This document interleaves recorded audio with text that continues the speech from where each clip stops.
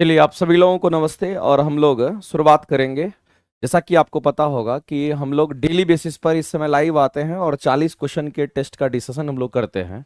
आज आपका 116 number set का डिस्कशन आपका होना है। तो 116 नंबर में जो साइंस से क्वेश्चन है आपके अच्छे क्वेश्चन है, आपको बहुत कुछ सीखने को मिल जाएगा। आप लगातार लाइव रहिएगा तो आपको आगे पता चलेगा कि कुछ चीज आपको नहीं आता था और उसकी क्लैरिटी आपके सामने आई और वो कंसेप्ट आपको मिलेगा। और जो जो छोटे छोटे पॉइंट आप सीखते हैं ना उसको जरूर नोट करके बगल में लिखा कीजिए अपने कॉपी में, ताकि आगे आने वाले जो टेस्ट होते हैं उसमें रिवीजन करके आप जरूर छोटे छोटे पॉइंट्स को आया कीजिए। तो टेस्ट भी इंप्रूव होगा, नॉलेज भी इंप्रूव होगा और साथ ही साथ आपकी एक्यूरेसी भी अच्छी होती चली जाएगी। इसीलिए हम तो यही कहते हैं कि जो जो क्वेश्चन आपसे नहीं बनता है उसको जरूर अपने कॉपी में एक नोटबुक बनाइए, उसमें छोटा छोटा पॉइंट को मेंशन कीजिए और एग्जाम के टाइम में भी वही टेस्ट के वही चीज आपको रिवाइज करके भी जाना है, ताकि छोटे छोटे पॉइंट्स को रिवाइज करके जाएंगे तो एग्जाम में भी आपको काम करेगा। और टेस्ट में भी ये आदत बना लीजिए, हर एक टेस्ट का एनालिसिस करके छोटा छोटा पॉइंट मेंशन करना है, ताकि अगले टेस्ट में भी उसको पढ़ के जाना है टेस्ट देने के लिए। ऐसा हमेशा आप बना लीजिएगा तो समझिए एक एक टेस्ट आपका बेहतर होगा।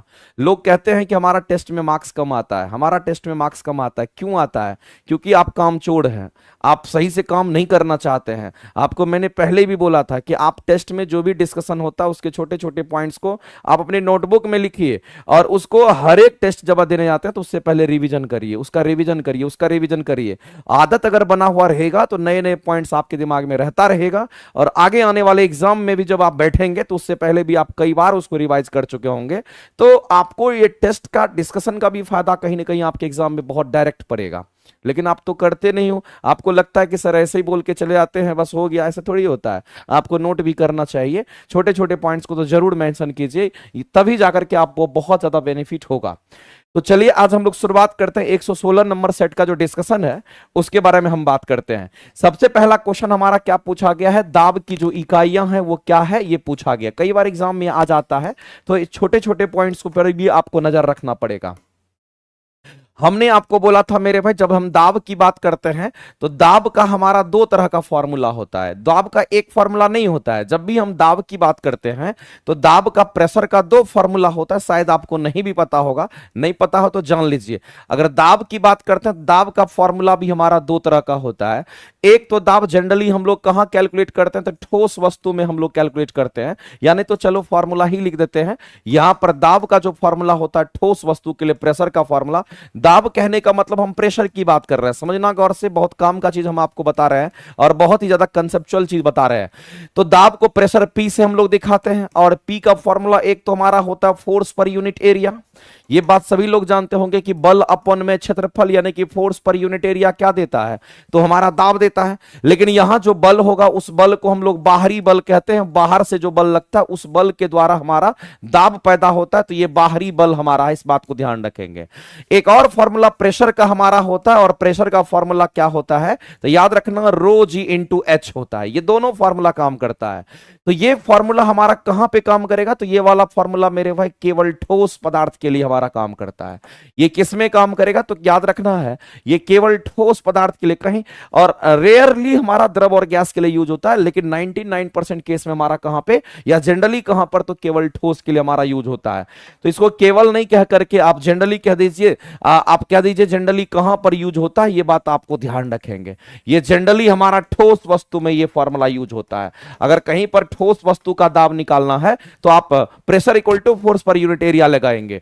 और अगर आपको द्रव और गैस की अगर बात होती है, या तो हम द्रव की बात करते हैं या तो किसी गैस के अंदर का दाब कैलकुलेट करते हैं या द्रव के अंदर का दाब कैलकुलेट करते हैं, तो उसके लिए प्रेशर का फॉर्मूला हमारा ये लगता है। ये दो बात आपको पहले पता होना चाहिए। तो ये भी एक कंसेप्ट ही है कि कहां कौन सा प्रेशर का फॉर्मूला लगेगा, उसी को लगा करके कैलकुलेट हम लोग करते हैं प्रेशर। अब बात आती है कि जब हम दाब की बात करते हैं, प्रेशर की हम बात करते हैं, तो मेरे भाई एक बात आप जान लीजिए कि प्रेशर का जो एसआई मात्रक होता है हमारा क्या होता है, प्रेशर का जो एसआई यूनिट होता है, एसआई मात्रक हमारा क्या होता है, या फिर दाब, प्रेशर को ही क्या कहते हैं, दाब कहते हैं। तो इस दाब का जो एसआई मात्रक हमारा होगा वो क्या होगा, तो दाब का एसआई मात्रक हमारा न्यूटन पर मीटर स्क्वायर होगा। क्योंकि ऊपर में फोर्स है, नीचे में एरिया है, तो न्यूटन पर मीटर स्क्वायर, इसको भी निकालेंगे तो यही चीज हमारा निकल करके आता है। और इसको फाइनली हम लोग क्या कहते हैं, तो इसको पास्कल कहते हैं। मैंने तो कितनी बार बोला है कि एक पास्कल की वैल्यू कितनी होती है, तो 1 न्यूटन पर मीटर स्क्वायर होता है। ये बात आपको याद रखना है। एक पास्कल की वैल्यू कितनी होती है, 1 न्यूटन पर मीटर स्क्वायर होता है। ये रिलेशन भी आपको ध्यान रखना है। साथ ही साथ मेरे भाई पास्कल में तो होता ही है, और भी चीजें आप जान लीजिए। जैसे कि हम मान लेते हैं यहां पर बार दे रखा है, टॉर दे रखा है, पास्कल दे रखा है, एटीएम दे रखा है। ये सब हमारा दाब का यूनिट है। ये सब के सब हमारे क्या है, तो पास्कल हमारा दाब का यूनिट है। एटमॉस्फेरिक प्रेशर जो हमारा होता है, एटीएम, वो भी होता है, टॉर भी हमारा होता है, बार भी होता है। तो हम लोग एक बात जान लेते हैं कि एक बार बराबर कितना होता है, तो याद रखना एक बार बराबर 10 के पावर 5 पास्कल होता है, या 10 टू द पावर 5 हमारा पास्कल होता है। इस बात को आप ध्यान रखेंगे। तो एक बार की वैल्यू कितना पास्कल, इतना पास्कल। इसका मतलब अगर पास्कल दाब का यूनिट है तो बार भी दाब का यूनिट होगा, इसमें कहीं कोई दिक्कत नहीं है। उसी तरीके से एक टॉर की बात करते हैं। एक टॉर बराबर हमारा होता है 133.3, यहां पर पास्कल की बात करते हैं। तो अगर पास्कल दाब का यूनिट है तो टॉर भी दाब का यूनिट होगा, इसमें कोई शक नहीं है मेरे भाई, इस बात को ध्यान रखेंगे। इसी तरीके से अगर हम लोग एक एटमॉस्फेरिक प्रेशर की बात करते हैं, जो कि एक एटमॉस्फेरिक प्रेशर हमारा कितना होता है, तो कहेंगे यहां पर हमारा 1.01325 बार होता है, इतना बार हमारा होता है। तो अगर बार दाब का यूनिट है तो एटीएम जो एटमॉस्फेरिक प्रेशर दे रखा है, ये भी हमारा दाब को दिखाता है। तो कहीं ना कहीं सबका अपना एक रिलेशन है, इस बात को ध्यान रखेंगे। सबका अपना क्या है, तो सबका अपना अपना एक रिलेशन है, और सभी रिलेशंस पर थोड़ा बहुत नजर भी रखना आपको, कि कहां पर किस तरह का क्वेश्चंस आपसे पूछ देगा, वो आपको थोड़ा सा ध्यान रखना पड़ेगा। बाद बाकी मेरे भाई अगर किसी गैस के अंदर का दाब निकालना है तो इस फार्मूला का यूज करेंगे। अगर किसी द्रव के अंदर का दाब निकालना है तो इस फार्मूला का यूज करेंगे। उस द्रव का घनत्व और जी का मान पता है, और कितनी गहराई में दाब निकाल रहे हैं वो पुट कर दीजिएगा तो आ जाएगा। अगर हम लोग किसी ठोस में अगर निकालते हैं दाब का, तो हम लोग कहेंगे दाब बराबर बल अपॉन में क्षेत्रफल का फार्मूला यूज करेंगे, तुरंत निकल जाएगा। तो कम से कम ये एप्लीकेशन तो आपको पता होता है। ठीक है, चलिए आगे चलते हैं। इतना बात समझ लेने के बाद मेरे भाई आप इस क्वेश्चन के आंसर क्या करोगे, आपको कि सर सारा हमारा सही है, इसका मतलब इसमें से हम लोग सभी ऑप्शन को सही कहेंगे। तो ए बी सी डी हमारा चारों के चारों ऑप्शन हमारे क्या है, यहां पे राइट हैं। तो ऑप्शन नंबर सी हमारा करेक्ट हो जाएगा। आगे चलते हैं। अगला क्वेश्चन मेरे भाई बोला गया, ये भी बहुत ही अच्छा क्वेश्चन है, आप इस क्वेश्चन को आसानी से मत लेना। क्वेश्चन तुम्हारा क्या कहता है, कहता है कि कौन सा एक हमारा गैर संपर्क बल, जिसको नॉन कांटेक्ट फोर्स के नाम से हम लोग जानते हैं, कि कौन सा एक हमारा नॉन कांटेक्ट फोर्स है, कौन सा एक गैर संपर्क बल के बारे में पूछ रहा है, कि किसको हम लोग नॉन कांटेक्ट फोर्स के नाम से हम लोग जानते हैं। तो मेरे भाई एक बात आपको ध्यान रखना, अगर हम बल की बात करते हैं तो बल हमारा क्या होगा, तो एक संरक्षी बल होता है, एक असंरक्षी बल होता है। एक को कांटेक्ट फोर्स कहते हैं, एक को नॉट कांटेक्ट फोर्स कहते हैं, या नॉन कांटेक्ट फोर्स के हम लोग जानते हैं। तो जब हम लोग बात करते हैं यहां पर हम लोग तो हम लोगों को ध्यान रखना कि एक हमारा संरक्षी बल होता है। जब हम बल की बात करते हैं मेरे भाई, तो इस बात को ध्यान रखना, इस बल में हमारा क्या है, तो हम कहेंगे एक हमारा संरक्षी बल की हम बात कर लेते हैं। ये छोटा छोटा पॉइंट आपको पता होना चाहिए। इसको हम लोग संरक्षी बल कहते हैं। इसको हम लोग क्या कहेंगे, तो इसको हम लोग यहां पर संरक्षी बल कहते हैं, और जिसको कंजर्वेटिव फोर्स कहा जाता है। इसको हम लोग इंग्लिश में क्या कहेंगे, तो इंग्लिश में इसको कंजर्वेटिव फोर्स कहते हैं। ये हमारा कंजर्वेटिव फोर्स होता है, और इसी संरक्षी बल को हम कॉन्टैक्ट फोर्स के नाम से भी जानते हैं। इसी को हम लोग क्या कहते हैं मेरे भाई, तो इसी को हम लोग यहां पर कॉन्टैक्ट फोर्स के नाम से भी जानते हैं। ये बात आपको ध्यान रखना है। और इसी तरीके से हमारा क्या होता है, असंरक्षी बल होता है। अगर हम लोग असंरक्षी बल की बात करते हैं तो ये क्या होता है, इसके बारे में डिटेल पढ़ेंगे। लेकिन सबसे पहले तो ये जान लीजिए, अगर संरक्षी को कंजर्वेटिव कहेंगे तो ये और लगा हुआ है, इसका मतलब इसको नॉन कंजर्वेटिव फोर्स के नाम से जानते हैं। ये कैसा फोर्स होगा, तो इसको हम लोग नॉन कंजर्वेटिव फोर्स के नाम से जानते हैं। ये बात आपको किसी भी सूरत में पता रखना पड़ेगा। तो इसको नॉन कंजर्वेटिव फोर्स हम लोग कहते हैं। और अगर ये नॉन कंजर्वेटिव फोर्स है तो इसका नाम हम लोग कहेंगे ये नॉन कांटेक्ट फोर्स भी हमारा होगा। इस बात को ध्यान रखेंगे। इसको हम लोग नॉन कांटेक्ट फोर्स के नाम से भी जानेंगे। ये इजी है, इस बात को ध्यान रखना। अब मेरे भाई एक हमारा संरक्षी बल होता है और एक हमारा असंरक्षी बल होता है। अगर हम असंरक्षी बल की बात करते हैं तो याद रखना कि असंरक्षी बल का मान जो होता है अलग अलग जगह के लिए, अलग अलग सतह के लिए, अलग अलग जगह के लिए, अलग अलग पाथ के लिए इसका मान अलग अलग होता है, इसलिए असंरक्षी है।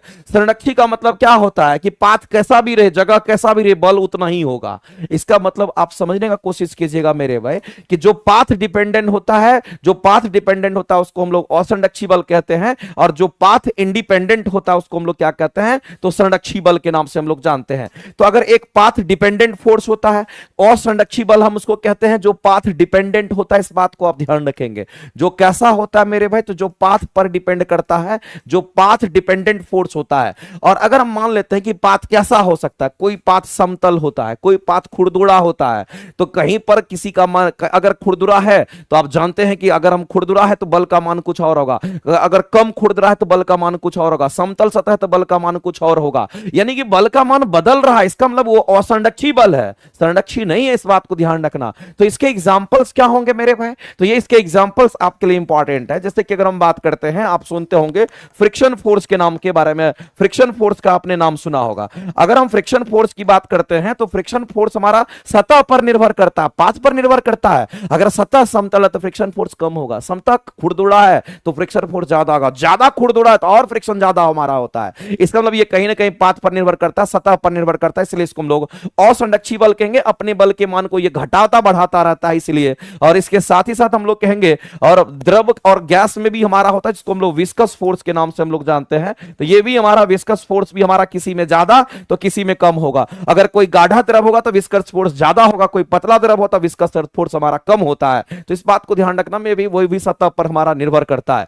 लेकिन अगर हम लोग इसकी बात करते हैं तो इसको सतह वगैरह से कोई मतलब नहीं है। जैसे अगर हम बात करते हैं तो मेरे भाई इस बात को ध्यान रखना, किसी भी सूरत में बराबर रहेगा। जैसे आप ग्रेविटेशनल फोर्स की बात करते हैं, आप हवा में रखिए, पानी में रखिए, आकाश में रखिए, पाताल में रखिए दो वस्तु को, तो उतना ही गुरुत्वाकर्षण बल लगेगा। और ये तो बात न्यूटन ने बहुत पहले ही अपने स्टेटमेंट में बोला था कि दो वस्तु को हम कहीं भी रखते हैं, कहीं भी का मतलब कहीं भी रखते हैं, तो उसके बीच लगने वाले गुरुत्वाकर्षण बल का मान हर एक जगह समान आपको मिलेगा। हवा में रखिए, पानी में रखिए, इसलिए किसी माध्यम पर हमारा गुरुत्वाकर्षण बल निर्भर नहीं करता है। तो मेरे भाई ग्रेविटेशनल फोर्स की बात कर लेते हैं, या फिर इसी तरीके से अगर हम लोग इलेक्ट्रिक फोर्स की बात करते हैं, जो हमारा विद्युत हम लोग कह सकते हैं इलेक्ट्रोस्टैटिक जो हमारा फोर्स होता है उसकी आप बात कर लीजिए, या फिर हम फोर्स की बात करेंगे तो मैग्नेटिक फोर्स की हम बात कर लेते हैं। तो ये सब जो आप देख पा रहे हैं ये सब के सब हमारे क्या है, तो ये सब संरक्षी बल होते हैं। इस बात को ध्यान रखना, जो कि पाथ इंडिपेंडेंट होता है, इसको रास्ता से कोई मतलब नहीं है, इस बात को ध्यान रखेंगे। तो ये कैसा होगा, तो पाथ इंडिपेंडेंट होता है, ये बात आपको मेरे भाई ध्यान रखना है।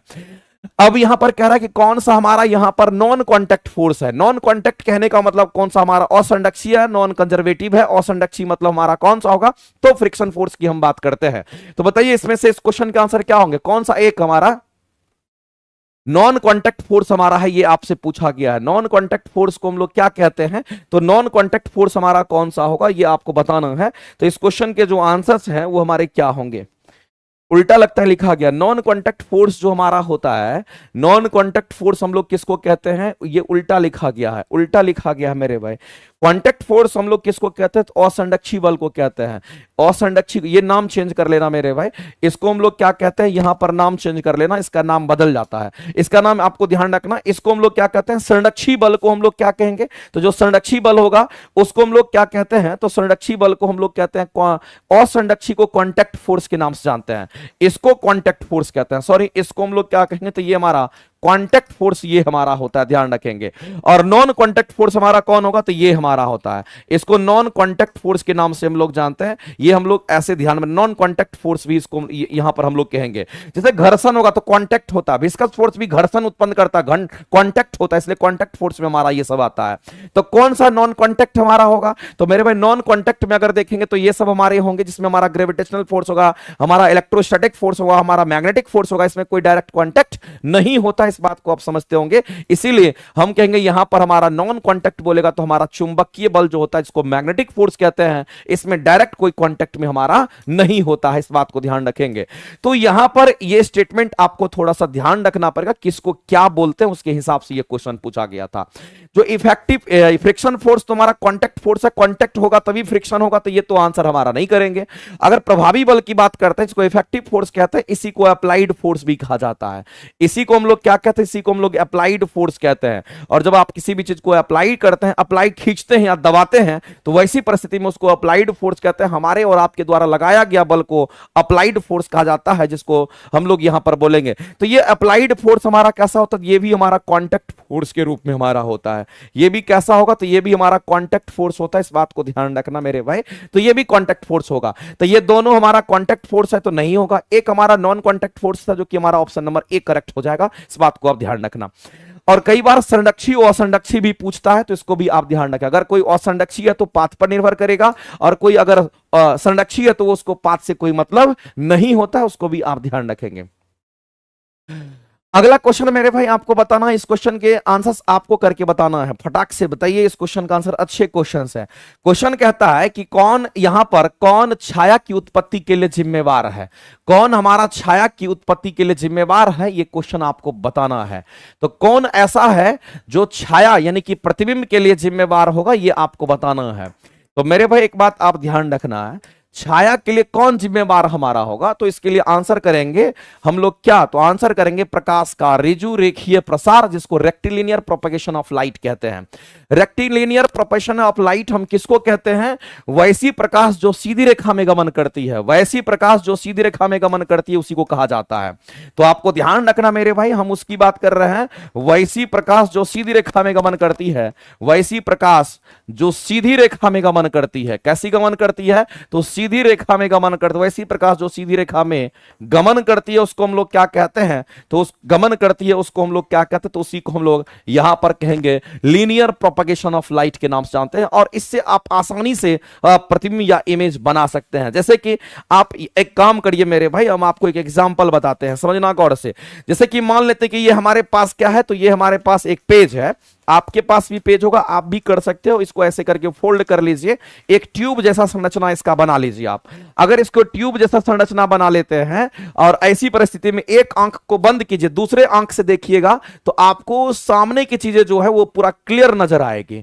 एक आंख बंद करके दूसरे आंख से जब देखिएगा, एक आंख को बंद करके दूसरे आंख से जब देखोगे तो वो पूरा क्लियर नजर आता है। इसका मतलब उसका इमेज प्रॉपर बनता है। क्यों ऐसा हो रहा है, क्योंकि प्रकाश इसके अंदर से जो जा रहा है वो सीधी प्रकाश इंटर करती है, ये सीधी प्रकाश है। लेकिन अगर इसी को हम क्या करते हैं, यहां पर बेंट कर देते हैं, ऐसे करके बेंट कर दिए, मोड़ दिए, तब जब देखेंगे तो किसी का हमारा इमेज नहीं बनता है। तो मेरे भाई इस बात को ध्यान रखना कि कभी भी किसी का प्रतिबिंब बनाना होता है तो उसके लिए सीधी रेखा का प्रकाश होना जरूरी होता है, जिसको रेक्टिलिनियर प्रोपगेशन ऑफ लाइट के नाम से हम लोग जानते हैं। तो आसानी से इमेज हमारा बन जाता है। शायद मेरी बात को आपने समझ पाया होगा मेरे भाई, आप आसानी से उसका इमेज देख सकते हैं। रेक्टिलिनियर कहने का मतलब होता है कि ऐसा ट्यूबलाइट संरचना बना दीजिए और यहां पर मान लेते कि यहां पर कैंडल वेंडल जला दीजिए, लाइट जला दीजिए, और लाइट इससे गमन करेगी, और लाइट जब गमन करेगी तो सीधी रेखा में गमन करेगी। लाइट गमन करेगी, सीधी रेखा में गमन करेगी, और आपको यहां पर सभी चीजें दिखाई देगी। तो यहां पर आपको दिखाई देगा।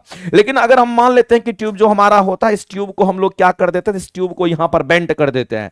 ऐसे करके ट्यूब को अगर हम यहां पर बेंड कर देंगे तो ऐसी परिस्थिति में अगर आप यहां पर कुछ जलाओगे तो वैसी परिस्थिति में ये जो प्रकाश यहां से चलेगी तो ये प्रकाश जाकर के ऐसे पड़ेगी, ये प्रकाश जाकर के ऐसे सीधी टकरा जाएगी, और ये प्रकाश इधर नहीं आ पाएगी। ये इधर तो तभी आ पाएगी जब यहां पर कोई रिफ्लेक्टर मिरर लगा हुआ रहता, तब वो प्रकाश नीचे की ओर जाएगी। तो ऐसे केस में दिखाई नहीं पड़ता है। तो मेरे भाई अगर रेक्टिलिनियर प्रोपगेशन ऑफ लाइट की बात करेगा तो इसको हम लोग कहते हैं रेक्टिलिनियर प्रोपगेशन ऑफ लाइट। ये रेक्टिलिनियर प्रोपगेशन ऑफ लाइट में हमारा काउंट नहीं होगा, और रेक्टिलिनियर प्रोपगेशन ऑफ लाइट हम उसको कहते हैं जो सीधी रेखा में हमारा प्रकाश गमन करता है।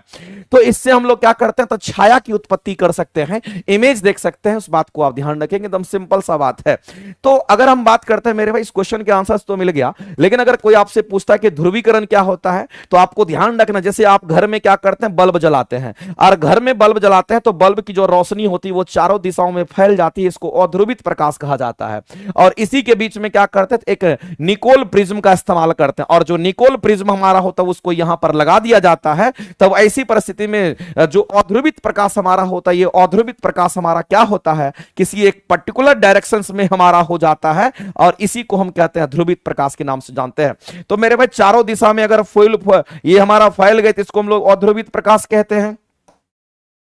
चारों तरफ अगर प्रकाश फैल जाए, बल्ब जलता है, चारों तरफ प्रकाश फैल रहा है, उसको अध्रुवित प्रकाश कहते हैं। यहां पर पोलराइजर लगा दीजिए, निकोल प्रिज्म का आप इस्तेमाल कर लीजिए, निकोल प्रिज्म लगा दीजिए जिसको पोलराइजर के नाम से हम लोग जानते हैं। तो यहां पर सीधी रेखा में एक दिशा में आपको प्रकाश मिल जाएगा। यहां पर कैसा प्रकाश मिलेगा, तो एक दिशा में प्रकाश, आपको सीधा एक दिशा में प्रकाश मिलेगा। और जब एक दिशा में प्रकाश मिलता है तो यहां पर इमेज फॉर्मेशन हो पाता है। और एक दिशा में जब प्रकाश हो जाता है तो इसी को हम लोग ध्रुवित प्रकाश के नाम से जानते हैं, इसी को हम लोग पोलराइज्ड लाइट के नाम से जानते हैं। यही हमारा ध्रुवित प्रकाश होता है, ये बात आपको ध्यान रखना है। तो कुल मिलाकर के पोलराइजेशन हमारा समझ में आ गया। लेकिन याद रखना कि पोलराइजेशन जो होता है वो लाइट का केवल पोलराइजेशन होता है। किसका होता है, तो प्रकाश का ध्रुवीकरण होता है, लेकिन ध्वनि का ध्रुवीकरण नहीं होता। इसका तो होता है, लेकिन ध्रुवीकरण याद रखना मेरे भाई ध्वनि का नहीं होता है। कई बार एग्जाम में क्वेश्चन पूछा गया है।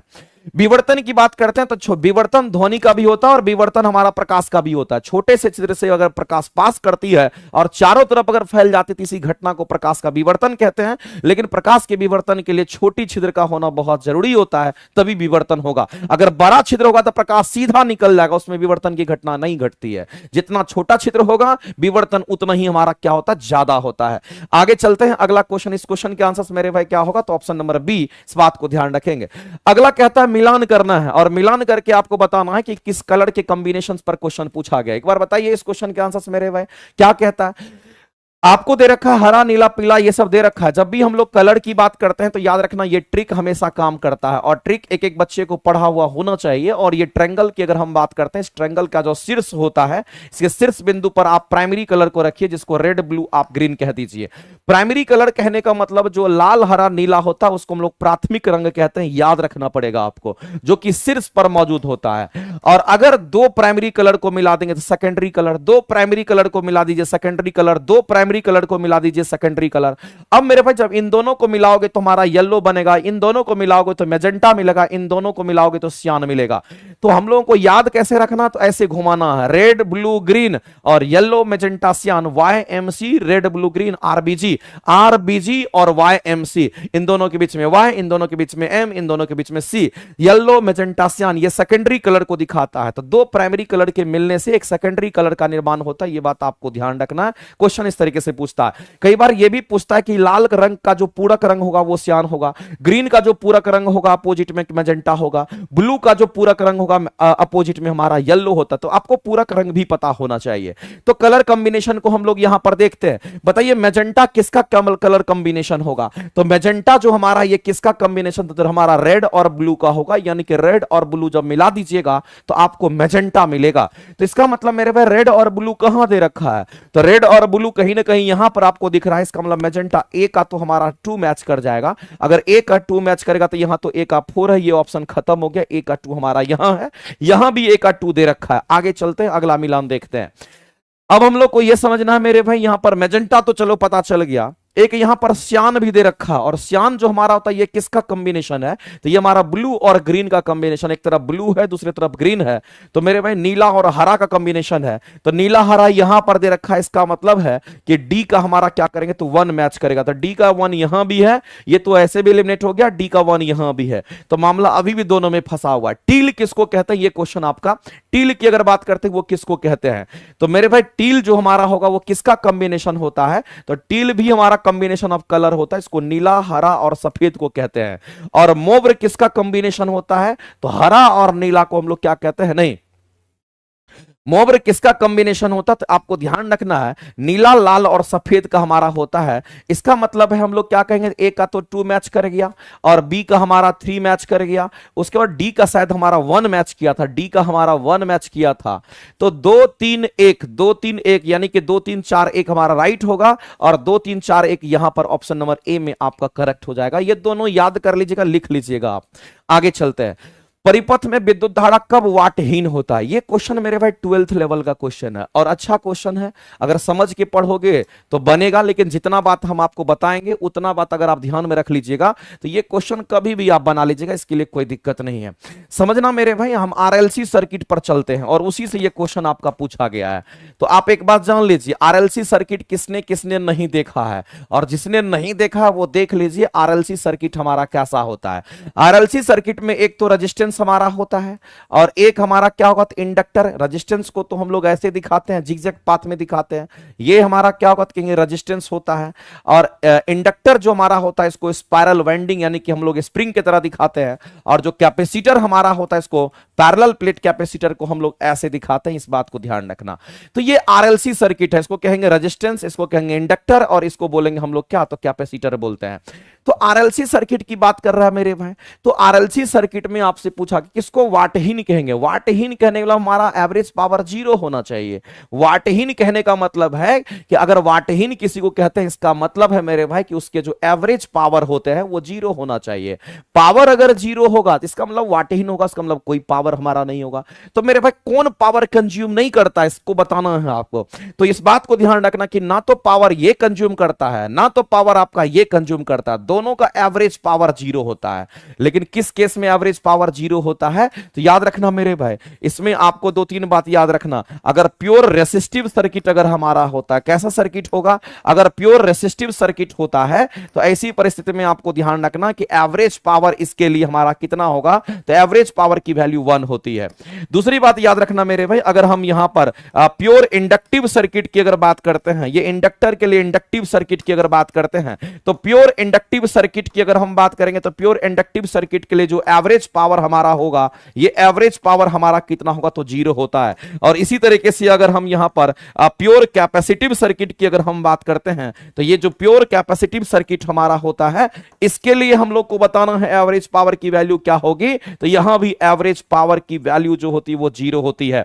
तो मेरे भाई इस बात को ध्यान रखना कि पावर हमारा 0 किस किस केस में होगा, तो पावर 0 हमारा इन्हीं दोनों केस में हमारा 0 होगा। अगर पावर अगर हमारा 0 हो जाएगा तो आपको ध्यान रखना मेरे भाई, यहां पर रेजिस्टेंस की वैल्यू भी 0 होगी, यहां पर रेजिस्टेंस का मान भी क्या होगा तो कहेंगे 0 हो जाएगा। और दूसरी बात मेरे भाई, इस बात को ध्यान रखना कि प्योर इंडक्टिव सर्किट या प्योर कैपेसिटिव सर्किट की अगर हम बात करते हैं, तो यहां पर जो हमारा पावर फैक्टर होता है उसकी वैल्यू हमारा 90 डिग्री होता है। पावर फैक्टर की अगर बात करते हैं तो पावर फैक्टर की वैल्यू cos फाई की वैल्यू 90 डिग्री, cos फाई की वैल्यू 90 डिग्री, जबकि इसके लिए हम लोग cos फाई की वैल्यू कितना लेके चलते हैं तो 0 हम लोग लेके चलते हैं। तो और cos 0 की वैल्यू 1 होती है। इसके लिए पावर फैक्टर हमारा 1 होता है, इसके लिए पावर फैक्टर की वैल्यू 0 होती है, इसके लिए भी पावर फैक्टर की वैल्यू 0 होती है। जब पावर फैक्टर 0 होगा तो एवरेज पावर दोनों का 0 होता है, इस बात को ध्यान रखना। एवरेज पावर का इसलिए तो हम कहते हैं कि एक फॉर्मूला भी होता है, थोड़ा डेप्थ का चीज है, लेकिन आप जान लीजिए कि VI/2 और ये हमारा cos फाई होता है। तो अगर हम लोग इसकी बात करेंगे तो यहां पर थीटा का मान 90 डिग्री, इसके लिए थीटा का मान 90 डिग्री, लेकिन इसके लिए थीटा का मान 0 डिग्री हम लोग पुट करते हैं, इसलिए cos फाई पावर फैक्टर को बताता है। तो पावर फैक्टर के लिए, इसके लिए पावर फैक्टर की वैल्यू 1 होती है, इसके लिए पावर फैक्टर की वैल्यू 0 होती है, इसके लिए पावर फैक्टर की वैल्यू 0 होती है। तो cos 90 0, ये 0, तो ये 0 हमारा हो जाता है। तो प्योर इंडक्टिव और प्योर कैपेसिटिव सर्किट के लिए हम लोग सीधा कहेंगे कि यहां पर हमारा एवरेज पावर 0 यानी कि वाटहीन होगा। और याद रखना उसके रेजिस्टेंस भी क्या होंगे, तो उसके रेजिस्टेंस यहां पर शून्य हो जाते हैं, आप इस बात को ध्यान रखना। तो अगर किसी भी परिपथ में विद्युत धारा में कब वाटहीन करना पड़ेगा, तो जब परिपथ में प्रतिरोध का मान शून्य हो जाए। जब परिपथ में प्रतिरोध का मान शून्य हो जाता है, जब परिपथ में प्रतिरोध का मान शून्य हो जाता है मेरे भाई, जब शून्य प्रतिरोध का मान जब शून्य हो जाएगा तो वो पावर कंज्यूम नहीं करता है। प्रतिरोध होगा तो पावर कंज्यूम करेगा, प्रतिरोध नहीं होगा तो पावर कंज्यूम नहीं करेगा। इसका मतलब एवरेज पावर इन दोनों में 0 है, इसका मतलब कहीं ना कहीं उसका प्रतिरोध 0 है, इस बात को ध्यान रखना। अगर प्रतिरोध होगा तो पावर कंज्यूम करेगा, इसका मतलब मेरे भाई इन दोनों सर्किट के द्वारा पावर कंजम्पशन हमारा नहीं होता है, चूंकि उसका रेजिस्टेंस 0 होता है, इस बात को ध्यान रखेंगे।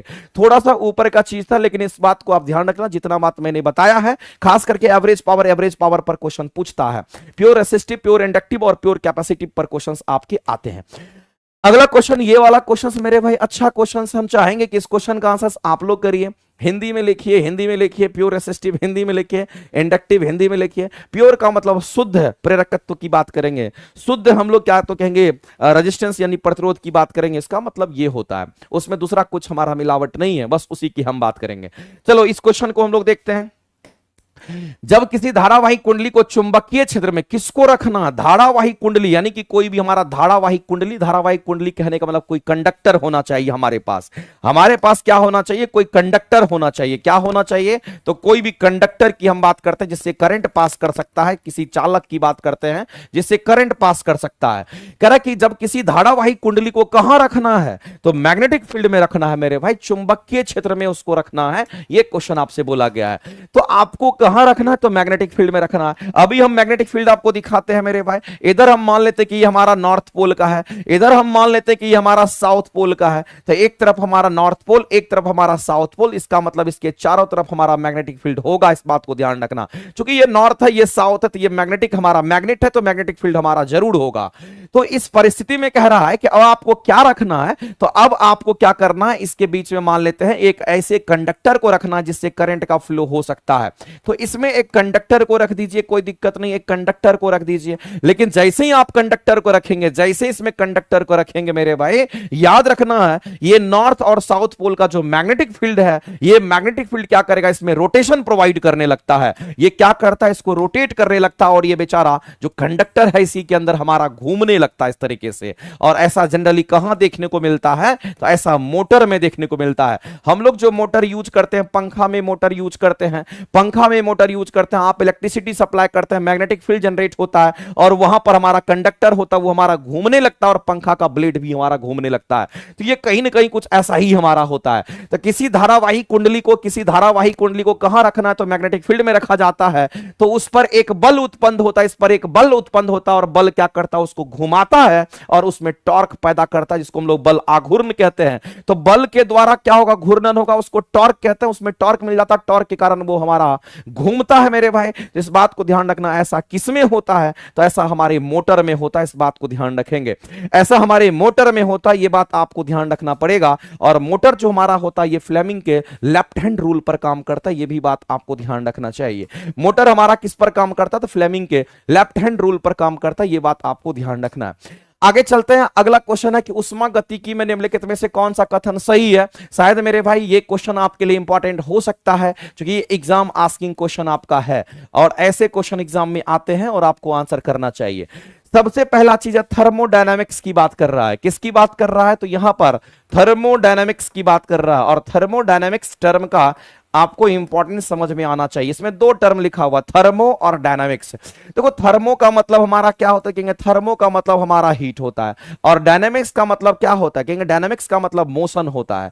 इसका मतलब हमारा क्या, कहेंगे इसका मतलब हमारा मोशन होता है। अगर कोई भी चीज में घूर्णन गति होता है, मोशन होता है, तो उससे क्या मिलता है, उससे हमें वर्क मिलता है। इस बात को ध्यान रखना, यानी हीट का इस्तेमाल हम लोग वर्क में कन्वर्ट करने के लिए, हीट का इस्तेमाल हम लोग वर्क में कन्वर्ट करने के लिए करते हैं, इसी को थर्मोडायनामिक्स कहते हैं। चलो इतना हम लोगों को ध्यान नहीं रखना है, हम लोगों को अपने काम पे आना और क्वेश्चंस को समझना कि क्या हमारा होगा। लेकिन जब भी हम थर्मोडायनामिक्स की बात करते हैं, जब भी हम उष्मागतिकी की बात करते हैं, तो एक लाइन आपको ध्यान रखना है कि जब भी उष्मागतिकी की बात करते हैं, तो याद रखना मेरे भाई, हम यहां पर किसकी बात कर रहे हैं, हीट की बात करते हैं। हम किसकी बात कर रहे हैं, वर्क की बात करते हैं। हीट का मतलब उष्मा, वर्क का मतलब कार्य। Heat and work our path function, ये दोनों के दोनों हमारे क्या हैं, तो पाथ फंक्शन होते हैं। इस बात को ध्यान रखना, यानी कि अगर हीट और वर्क की बात करते हैं, ये पाथ पर निर्भर करता है।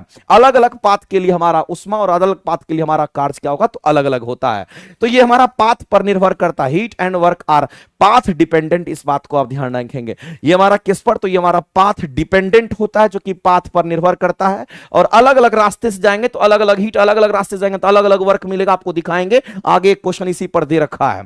तो उष्मागतिकी जब आप पढ़ते हैं, तो उस समय आपको एक बात पता होना चाहिए कि हीट और वर्क हमारा कैसा फंक्शन होगा। तो हम लोग को समझ में आना चाहिए कि हीट और heat and work our path function. Exam में कई बार ये क्वेश्चन पूछा गया है, heat and work our path function. बात बाकी जितने भी हैं सब के सब पॉइंट फंक्शन होता है। पॉइंट फंक्शन से पॉइंट पर निर्भर करता है, पाथ फंक्शन पाथ पर, रास्ता पर निर्भर करता है। तो कई बार ये क्वेश्चन पूछा गया, हीट और वर्क कैसा फंक्शन, तो कहेंगे पाथ फंक्शन होता है। अलग अलग पाथ के लिए उसकी वैल्यू अलग अलग होती है, ये बात आपको अभी हम दिखाएंगे, ध्यान रखना इस बात का। तो मेरे भाई यहां कह रहा है कि कार्य जो होता है हमारा, जो वर्क हमारा है, वो पाथ पर निर्भर नहीं करता है। कह रहा है कि जिस वर्क की बात कर रहे थे आप, जिस कार्य की आप बात कर रहे थे, वो कार्य पाथ फंक्शन हम कह रहे हैं। यहां कह रहा है कि कार्य हमारा पथ पर अनिश्चित फलन होता है, पथ पर निर्भर नहीं करता, जो कि टोटली गलत है। हमने कहा कार्य पाथ पे निर्भर करता है, यानी ये स्टेटमेंट हमारा यहां गलत है, क्योंकि यहां पर कह रहा है कि हमारा निर्भर नहीं करता है। दूसरी बात अगर कह रहा है कि कार्य की बात करता है, कार्य पथ पर आश्रित फलन है, यानी कि the function of the path is dependent on function, यानी कार्य हमारा किस पर, ये उल्टा लिखा हुआ है, ध्यान रखना। हमारा work is a path function, बस इतना ही समझ लीजिए, work is a path function, ये स्टेटमेंट हमारा सही है। तो हीट एंड वर्क दोनों पाथ फंक्शन, इस बात को ध्यान रखना। अब मेरे भाई एक स्टेटमेंट क्यों गलत हुआ पता चल गया। यहां कह रहा है कि कार्य पाथ फंक्शन, यहां कह रहा है कि कार्य पाथ फंक्शन नहीं होगा, इसलिए गलत हो गया। दूसरा स्टेटमेंट कहता है कि हाँ कार्य हमारा पाथ फंक्शन, इसका मतलब ये हमारा सही है। तीसरा स्टेटमेंट मेरे भाई वेरीफाई करता है इसको, इस बात को ध्यान रखना गौर से। कहता है कि जब कार्य की बात करते हैं और हम पीवी डायग्राम में चलते हैं, तो उस वक्र का जो क्षेत्रफल होता है हमें कार्य देता है।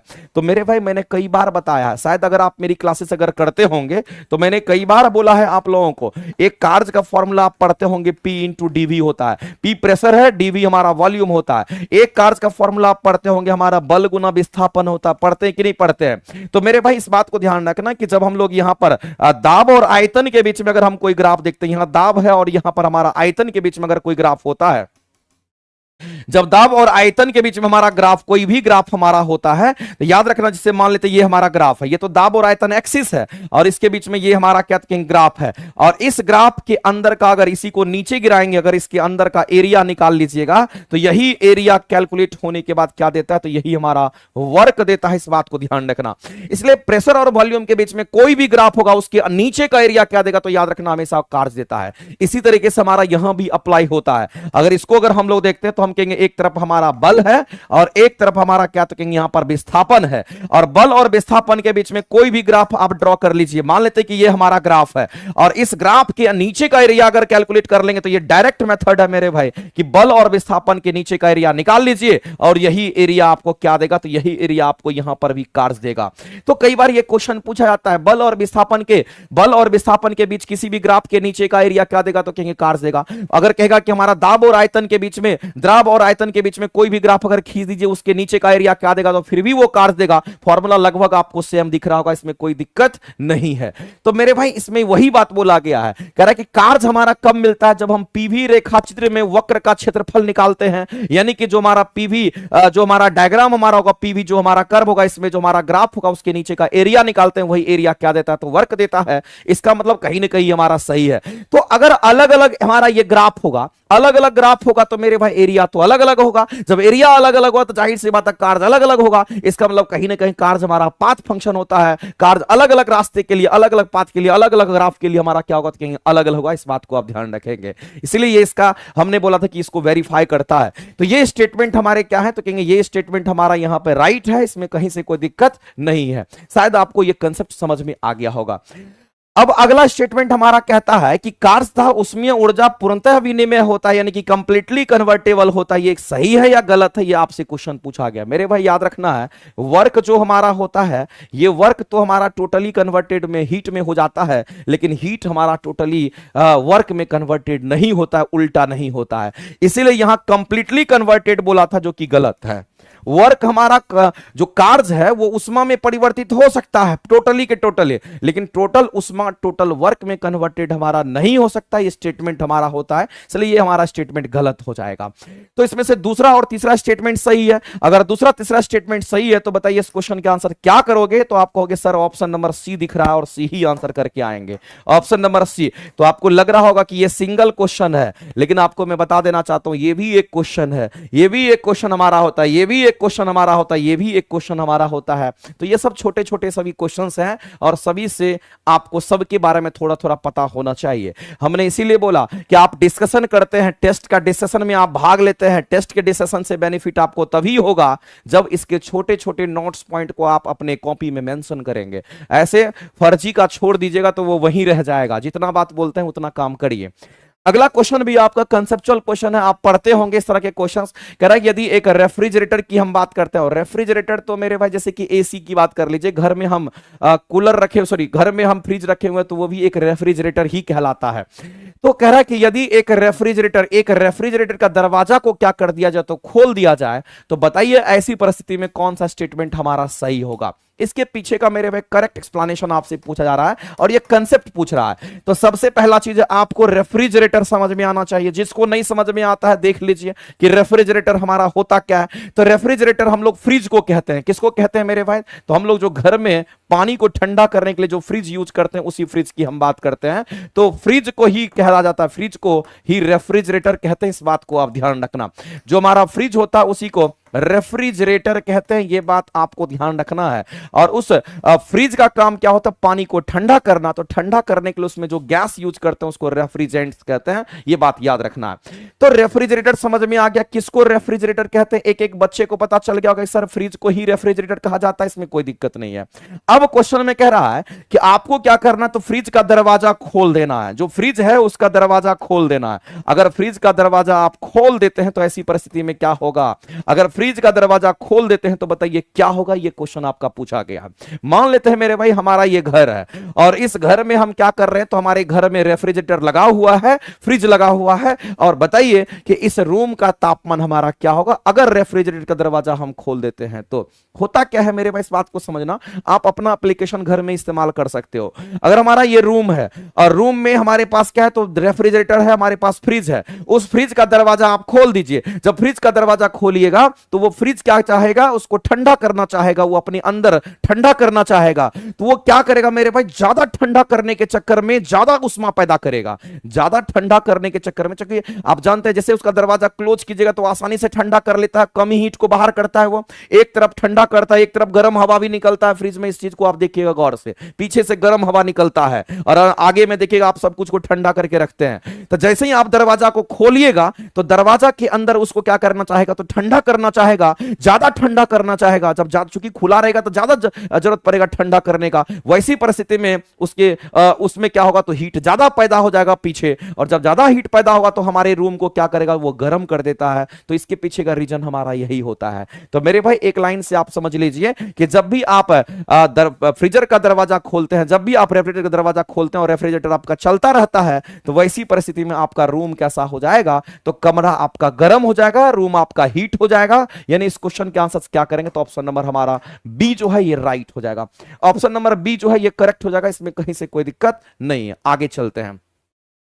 ये भी क्वेश्चन आपके अच्छे हैं। कहता है वह कौन सा चुंबकीय पदार्थ है जो बाह्य चुंबकीय क्षेत्र का विरोध करता है? ये बोला गया है। तो मेरे भाई एक बात बताइए, चुंबकीय पदार्थ के बारे में तो आप सभी लोग जानते होंगे। जो लोग नहीं जानते हैं वो जान लीजिए कम से कम चुंबकीय पदार्थ कौन कौन सा होता है। तो चुंबकीय पदार्थ में अगर देखिएगा तो एक हमारा डायामैग्नेटिक मटेरियल होता है, शायद ये सभी लोग जानते होंगे। एक हमारा डायामैग्नेटिक मटेरियल हमारा होता है। दूसरा की अगर हम बात, इसको प्रति चुंबकीय पदार्थ के नाम से हम लोग जानते हैं। इसको हम लोग क्या कहेंगे? तो हिंदी में प्रति चुंबकीय पदार्थ कहते हैं। नोट करके लिख लीजिएगा जो काम का चीज बता रहे हैं। दूसरा हमारा कैसा होगा? तो इसको हम लोग पारामैग्नेटिक मटेरियल कहते हैं। इस बात को ध्यान रखना। तो ये हमारा पारा मैग्नेटिक मटेरियल हमारा होता है, और पारामैग्नेटिक जो मटेरियल हमारे होते हैं, अगर इसको बात करें तो इसको हम लोग अनुचुंबकीय कहते हैं। सामने लिखा हुआ हिंदी होगा, इसमें कोई दिक्कत नहीं। इसको अनुचुंबकीय पदार्थ के नाम से हम लोग जानते हैं। यहां आप देख लीजिए प्रति चुंबकीय, अनुचुंबकीय लिखा हुआ आपको दिख जाएगा। और एक और चुंबकीय पदार्थ होता है जिसको हम लोग क्या कहते हैं? तो जिसको हम लोग यहां पर फेरोमैग्नेटिक मटेरियल के नाम से हम लोग जानते हैं। फेरोमैग्नेटिक मटेरियल के नाम से हम लोग जानते हैं। मेरे भाई यहां पर काम का चीज हम लोग सीखने वाले हैं, इसको जरूर नोट कर लेना।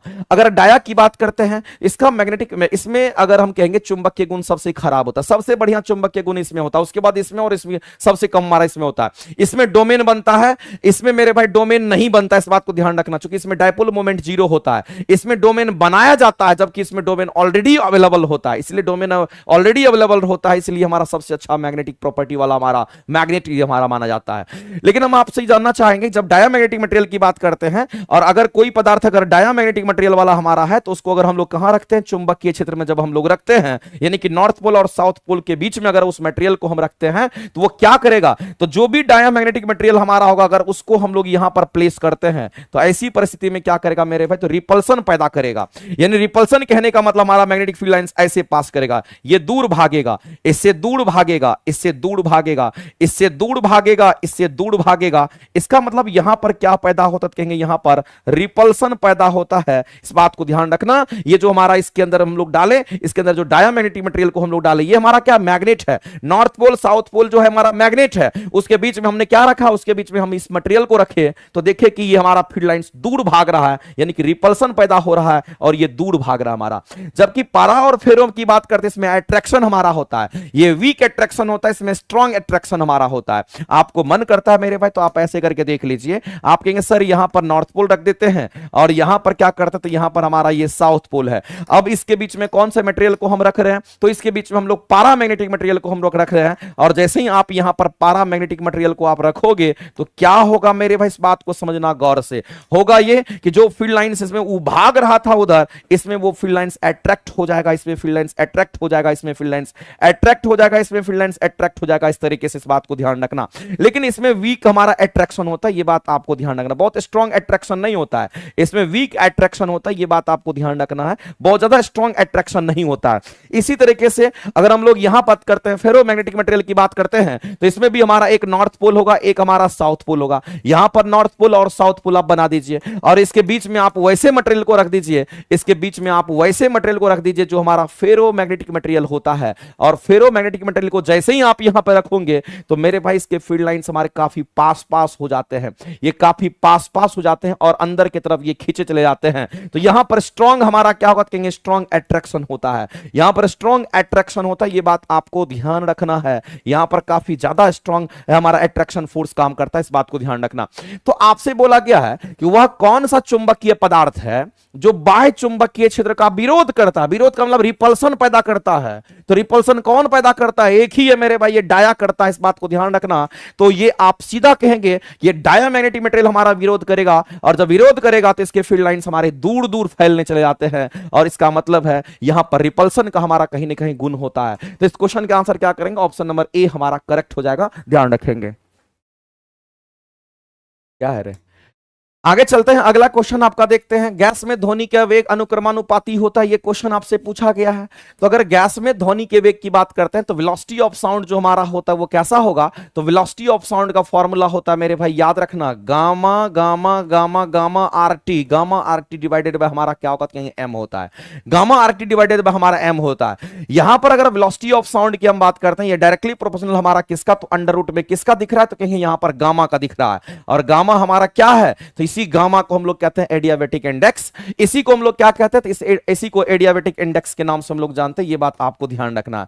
इसी को हम लोग कहते हैं, ये हमारा एडियाबैटिक इंडेक्स होता है। अगर आपको हिंदी में इसका नाम जानना तो आप इसको क्या कहेंगे, इसको आप सीधा कह सकते हैं कि कोएफिशिएंट ऑफ रुद्धोष्म प्रत्यास्था गुणांक के नाम से आप इसको जान सकते हैं। इसी को हम लोग क्या कहेंगे हिंदी में, तो रुद्धोष्म प्रत्यास्था गुणांक के नाम से हम लोग जानेंगे। ये रुद्धोष्म प्रत्यास्था गुणांक हमारा है, इस बात को आप ध्यान रखेंगे। तो मेरे भाई एक चीज आपको देखने को मिल रहा होगा कि रुद्धोष्म प्रत्यास्था गुणांक गामा है और गामा का रूट लगा हुआ है। इसका मतलब कहीं ना कहीं वेलोसिटी ऑफ साउंड जो हमारा होता है गामा के रूट का समानुपाती होता है। और गामा के रूट को क्या कहते हैं, तो रुद्धोष्म प्रत्यास्था गुणांक के नाम से जानते हैं। इसका मतलब उसके वर्गमूल का अनुक्रमानुपाती, उसके वर्गमूल का हमारा समानुपाती हो जाएगा। और इस क्वेश्चन के आंसर क्या करेंगे, तो ऑप्शन नंबर हमारा यहां पर बी करेक्ट हो जाएगा।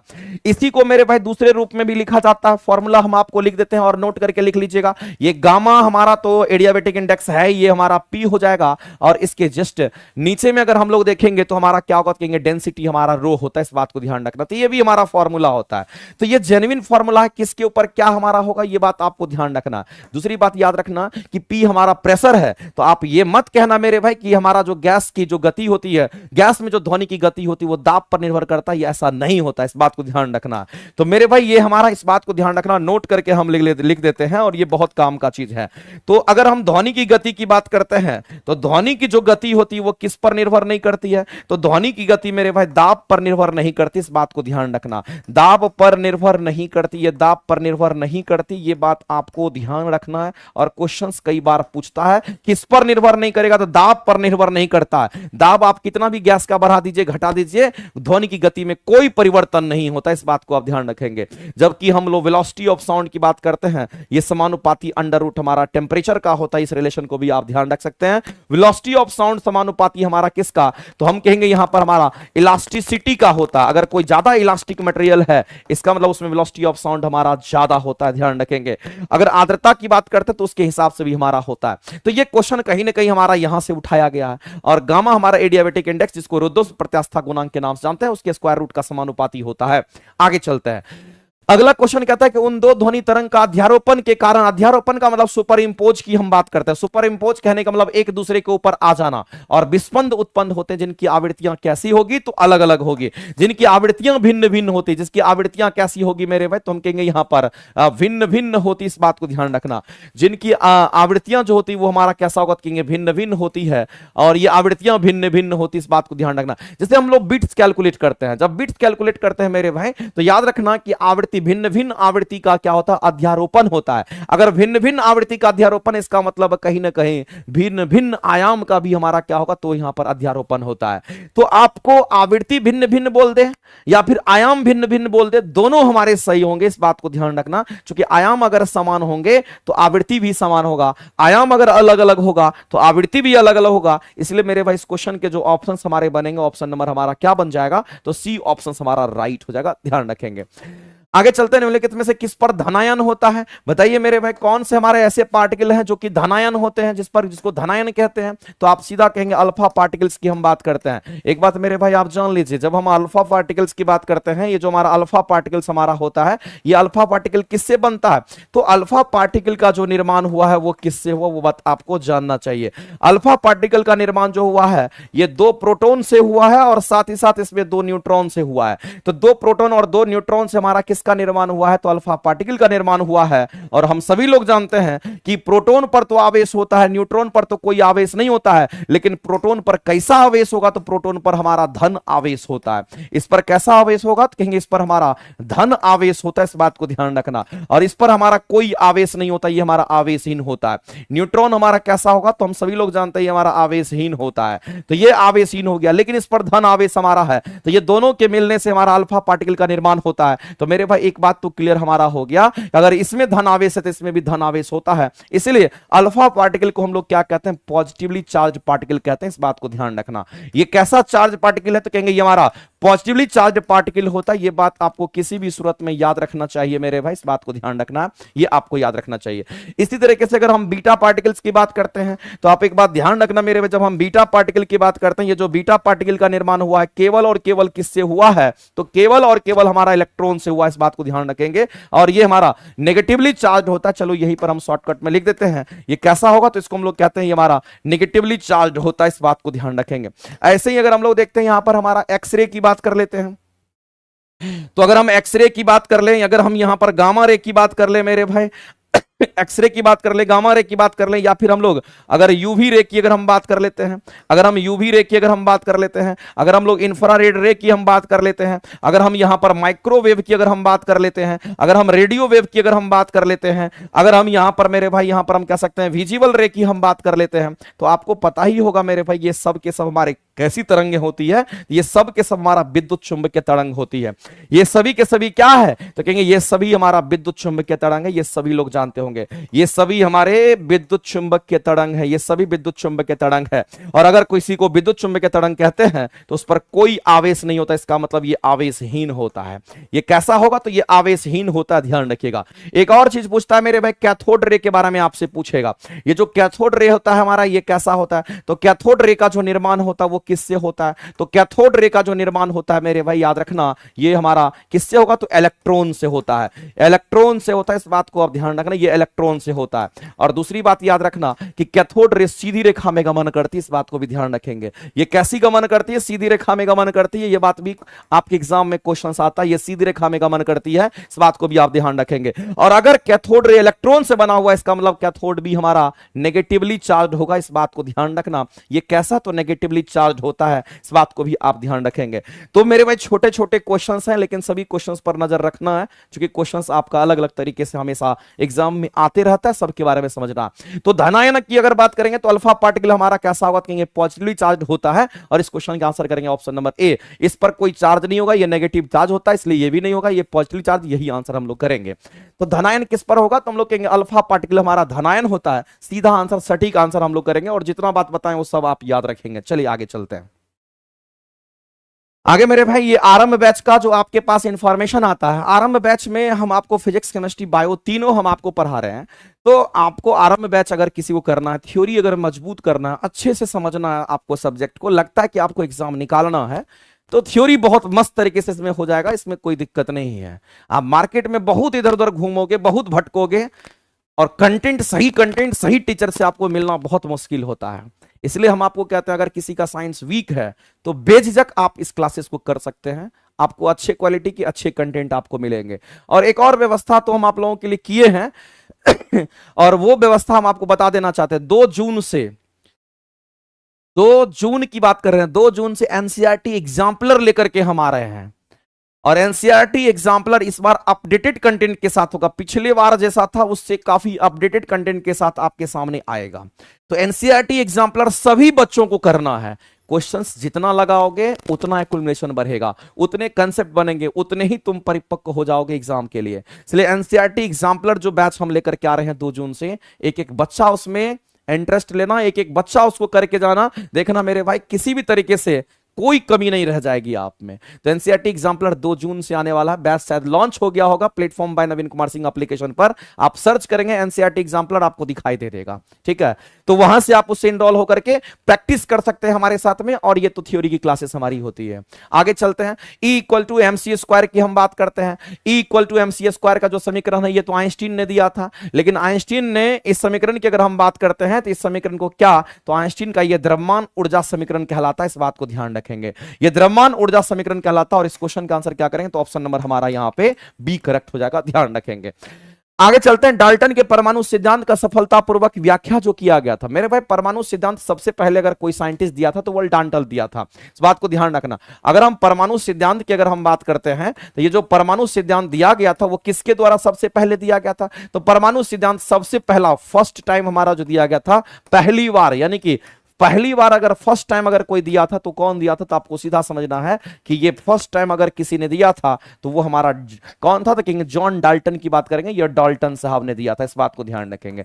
ये डाल्टन ने दिया था, जॉन डाल्टन की बात करते हैं। हाँ, इनका स्टार्टिंग में कुछ जो फैक्ट था वो हमारा क्या हो गया, तो कहेंगे यहां पर गलत साबित हुआ था, लेकिन बहुत सारे फैक्ट इनके जो थे वो शामिल हो गए थे आगे चल करके। डाल्टन ने बोला था कि परमाणु अविभाज्य है, जबकि परमाणु विभाज्य होता है, परमाणु के अंदर में हमारा इलेक्ट्रॉन प्रोटॉन न्यूट्रॉन सब कुछ होता है, तो वो स्टेटमेंट गलत हो गया था। दूसरा इनका स्टेटमेंट था कि नहीं, हमारा जो परमाणु होता है ना वो इलेक्ट्रिकली न्यूट्रल होता है, विद्युतीय उदासीन होता है, क्योंकि हमारा जो परमाणु है वो प्रोटॉन और इलेक्ट्रॉन से मिलकर के बने हैं, और समान प्रोटॉन और समान इलेक्ट्रॉन की संख्या होती है, इस बात को ध्यान रखना। तो परमाणु का जो सिद्धांत दिया हुआ था मेरे भाई, सबसे पहले किसने दिया था, कहेंगे डाल्टन ने दिया था। अब हमारे सामने में आता है कि द्रव्यमान संरक्षण का नियम। तो एक बात आप जान लीजिए, जो डाल्टन थ्योरी थे उसमें अगर हम लोग देखेंगे तो उसमें रेडियोधर्मिता को आप छोड़ दीजिए, आप इसको छोड़ दीजिए मेरे भाई, आप इसको छोड़ दीजिए, तो परमाणु के सिद्धांत की जो सफलतापूर्वक व्याख्या की गई है उसमें द्रव्यमान संरक्षण भी हमारा शामिल है। दूसरा आपको ध्यान रखना कि उसमें हमारा कौन शामिल है, तो कहेंगे स्थिर, यहां पर हम लोग कहेंगे लॉ ऑफ कांस्टेंट प्रोपोर्शनलिटी की हम बात करते हैं, लॉ ऑफ कांस्टेंट प्रोपोर्शनलिटी की बात करते हैं। लॉ ऑफ कांस्टेंट प्रोपोर्शन इसको बोलिए ज्यादा बेहतर रहेगा, एसोसिएशन नहीं प्रोपोर्शन बोलिए ज्यादा सही रहेगा। लॉ ऑफ कांस्टेंट प्रोपोर्शन की हम बात करते हैं, लॉ ऑफ कांस्टेंट प्रोपोर्शन की बात करते हैं। स्थिर अनुपात का नियम इसको हम लोग कहते हैं, इसको क्या कहेंगे मेरे भाई, तो स्थिर अनुपात का नियम कहते हैं, इस बात को ध्यान रखना, इसको स्थिर अनुपात का नियम कहा जाता है। यहां पर थोड़ा सा मिस्टेक है, इसको आप सही कर लीजिएगा, स्थिर अनुपात का नियम हम लोग कहते हैं, इस बात को ध्यान रखना। ये हमारा क्या होगा, तो कहेंगे स्थिर अनुपात का नियम कहलाता है, तो स्थिर अनुपात का नियम भी हमारा है शामिल।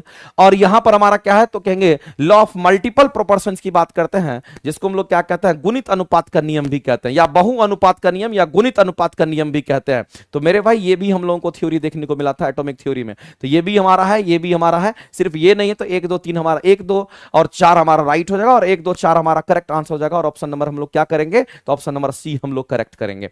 ऑप्शन नंबर सी जो है हमारा करेक्ट हो जाएगा, इस बात को ध्यान रखना। तो यहां पर मामला क्या है कि आपको याद रखना पड़ेगा किसने क्या दिया है, किसने क्या दिया, वो चीज आपको थोड़ा सा ध्यान रखना पड़ेगा। जैसे कि अगर हम बात करते हैं द्रव्यमान संरक्षण का जो नियम दिया वो किसने दिया, आपको ध्यान रखना है स्थिर अनुपात का नियम किसने दिया, आपको ध्यान रखना मेरे भाई गुणित अनुपात का नियम किसने दिया, ये सब याद रखना पड़ेगा आपको। सारे साइंटिस्ट के बारे में आपको छोटा छोटा पॉइंट थोड़ा सा ध्यान रखना पड़ेगा। ठीक है, आगे चलते हैं, अगला क्वेश्चन देखते हैं। अगला कह रहा है कि दो तरल ए और बी, तरल का मतलब द्रव की बात करते हैं या गैस की बात करते हैं, दो तरल हमारा ए और बी को मिलाने पर आदर्श तरल प्राप्त करने के लिए, कैसा तरल प्राप्त करने के लिए, तो आदर्श तरल को प्राप्त करने के लिए, आदर्श तरल कहने का मतलब मेरे भाई उसको आदर्श तरल कहते हैं। आदर्श तरल कोई तरल होता नहीं है, लेकिन एक बात आप जान लीजिए, अगर कोई हमारा आदर्श तरल हमारा होता है, आदर्श तरल कहने वाला आदर्श द्रव और आदर्श गैस की बात हो सकती है। अगर कोई आदर्श तरल हमारा होगा, याद रखना मेरे भाई इसके लिए कंडीशन है, इसके लिए शर्त हमारा होता है, इसके लिए कंडीशन होता है और इसके लिए हमारा शर्त होता है। अगर कोई आदर्श तरल हमारा होता तो याद रखना वो किस कंडीशन में होगा, तो निम्न दाब तथा उच्च ताप के कंडीशन में होता है, निम्न ताप तथा उच्च ताप के कंडीशन में होता है, ये बात आपको ध्यान रखना है। दूसरी बात आपको ध्यान रखना मेरे, अगर कोई आदर्श द्रव हमारा होता तो ये ओसियान होता है, इसकी श्यानता 0 होती है, ओसियान होता है, इसकी श्यानता 0, ये नॉन विस्कस हमारा होता है। अगर मान लेते हैं कि कोई आदर्श हमारा यहां पर तरल के रूप में अगर हमारा होता है, तो याद रखना मेरे भाई कि इसके अंदर हम लोग एंथैल्पी, चेंज इन एंथैल्पी की जो वैल्यू होती है वो भी क्या होती है, तो कहेंगे 0 होता है। चेंज इन एंथैल्पी की जो वैल्यू 0 होती है, साथ ही साथ हम लोग कहेंगे हीट कैपेसिटी की वैल्यू भी क्या होती है, कहेंगे यहां पर हीट कैपेसिटी की अगर वैल्यू की बात करते हैं तो ये हीट कैपेसिटी, ये जो हीट कैपेसिटी की वैल्यू होगी वो भी 0 होती है। और आदर्श तरल की अगर हम बात करते हैं तो आदर्श तरल हमारा, आदर्श तरल में, तरल का मतलब द्रव और गैस दोनों हो सकता है, तो आदर्श द्रव भी हो सकता है, आदर्श गैस भी हो सकता है। लेकिन अगर कोई भी चीज आदर्श अगर हमारा है और द्रव और गैस के रूप में है, इसका मतलब इसके अंदर अंतर आणविक बल 0 होता है।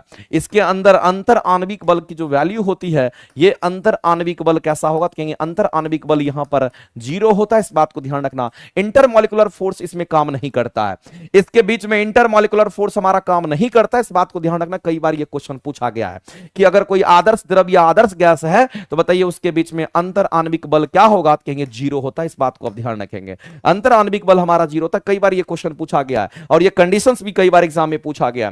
तो जब दो तरल को ए और बी को जब हम मिलाते हैं और मिला करके जब आदर्श तरल हम उसको बनाते हैं तो ऐसी परिस्थिति में क्या हो जाएगा, ये आपसे क्वेश्चन पूछा गया है। तो मेरे भाई जो मिश्रण बनकर के आएंगे उस मिश्रण की तापीय धारिता भी शून्य हो सकती है और साथ साथ मेरे भाई यहां पर चेंज इन एंथैल्पी भी हमारा 0 हो सकता है। ये स्टेटमेंट आपको ध्यान रखना, ये इसके कंडीशंस के हिसाब से है। और याद रखना कि जो आदर्श तरल है ये काल्पनिक होता है। ये कैसा होता है, ये काल्पनिक होता है, ये कोई वास्तविक रूप में मौजूद नहीं होता है। ये कैसा है, तो कहेंगे इसको हम लोग काल्पनिक कहते हैं। इस बात को ध्यान रखेंगे, तो ये काल्पनिक हमारा होता है, ये कोई वास्तविक चीज नहीं है। इस बात को ध्यान रखना। लेकिन अगर किसी को आदर्श तरल मानते हैं, ये होगा, ये सारा कंडीशंस फुलफिल होता है। इस बात को आप ध्यान रखेंगे।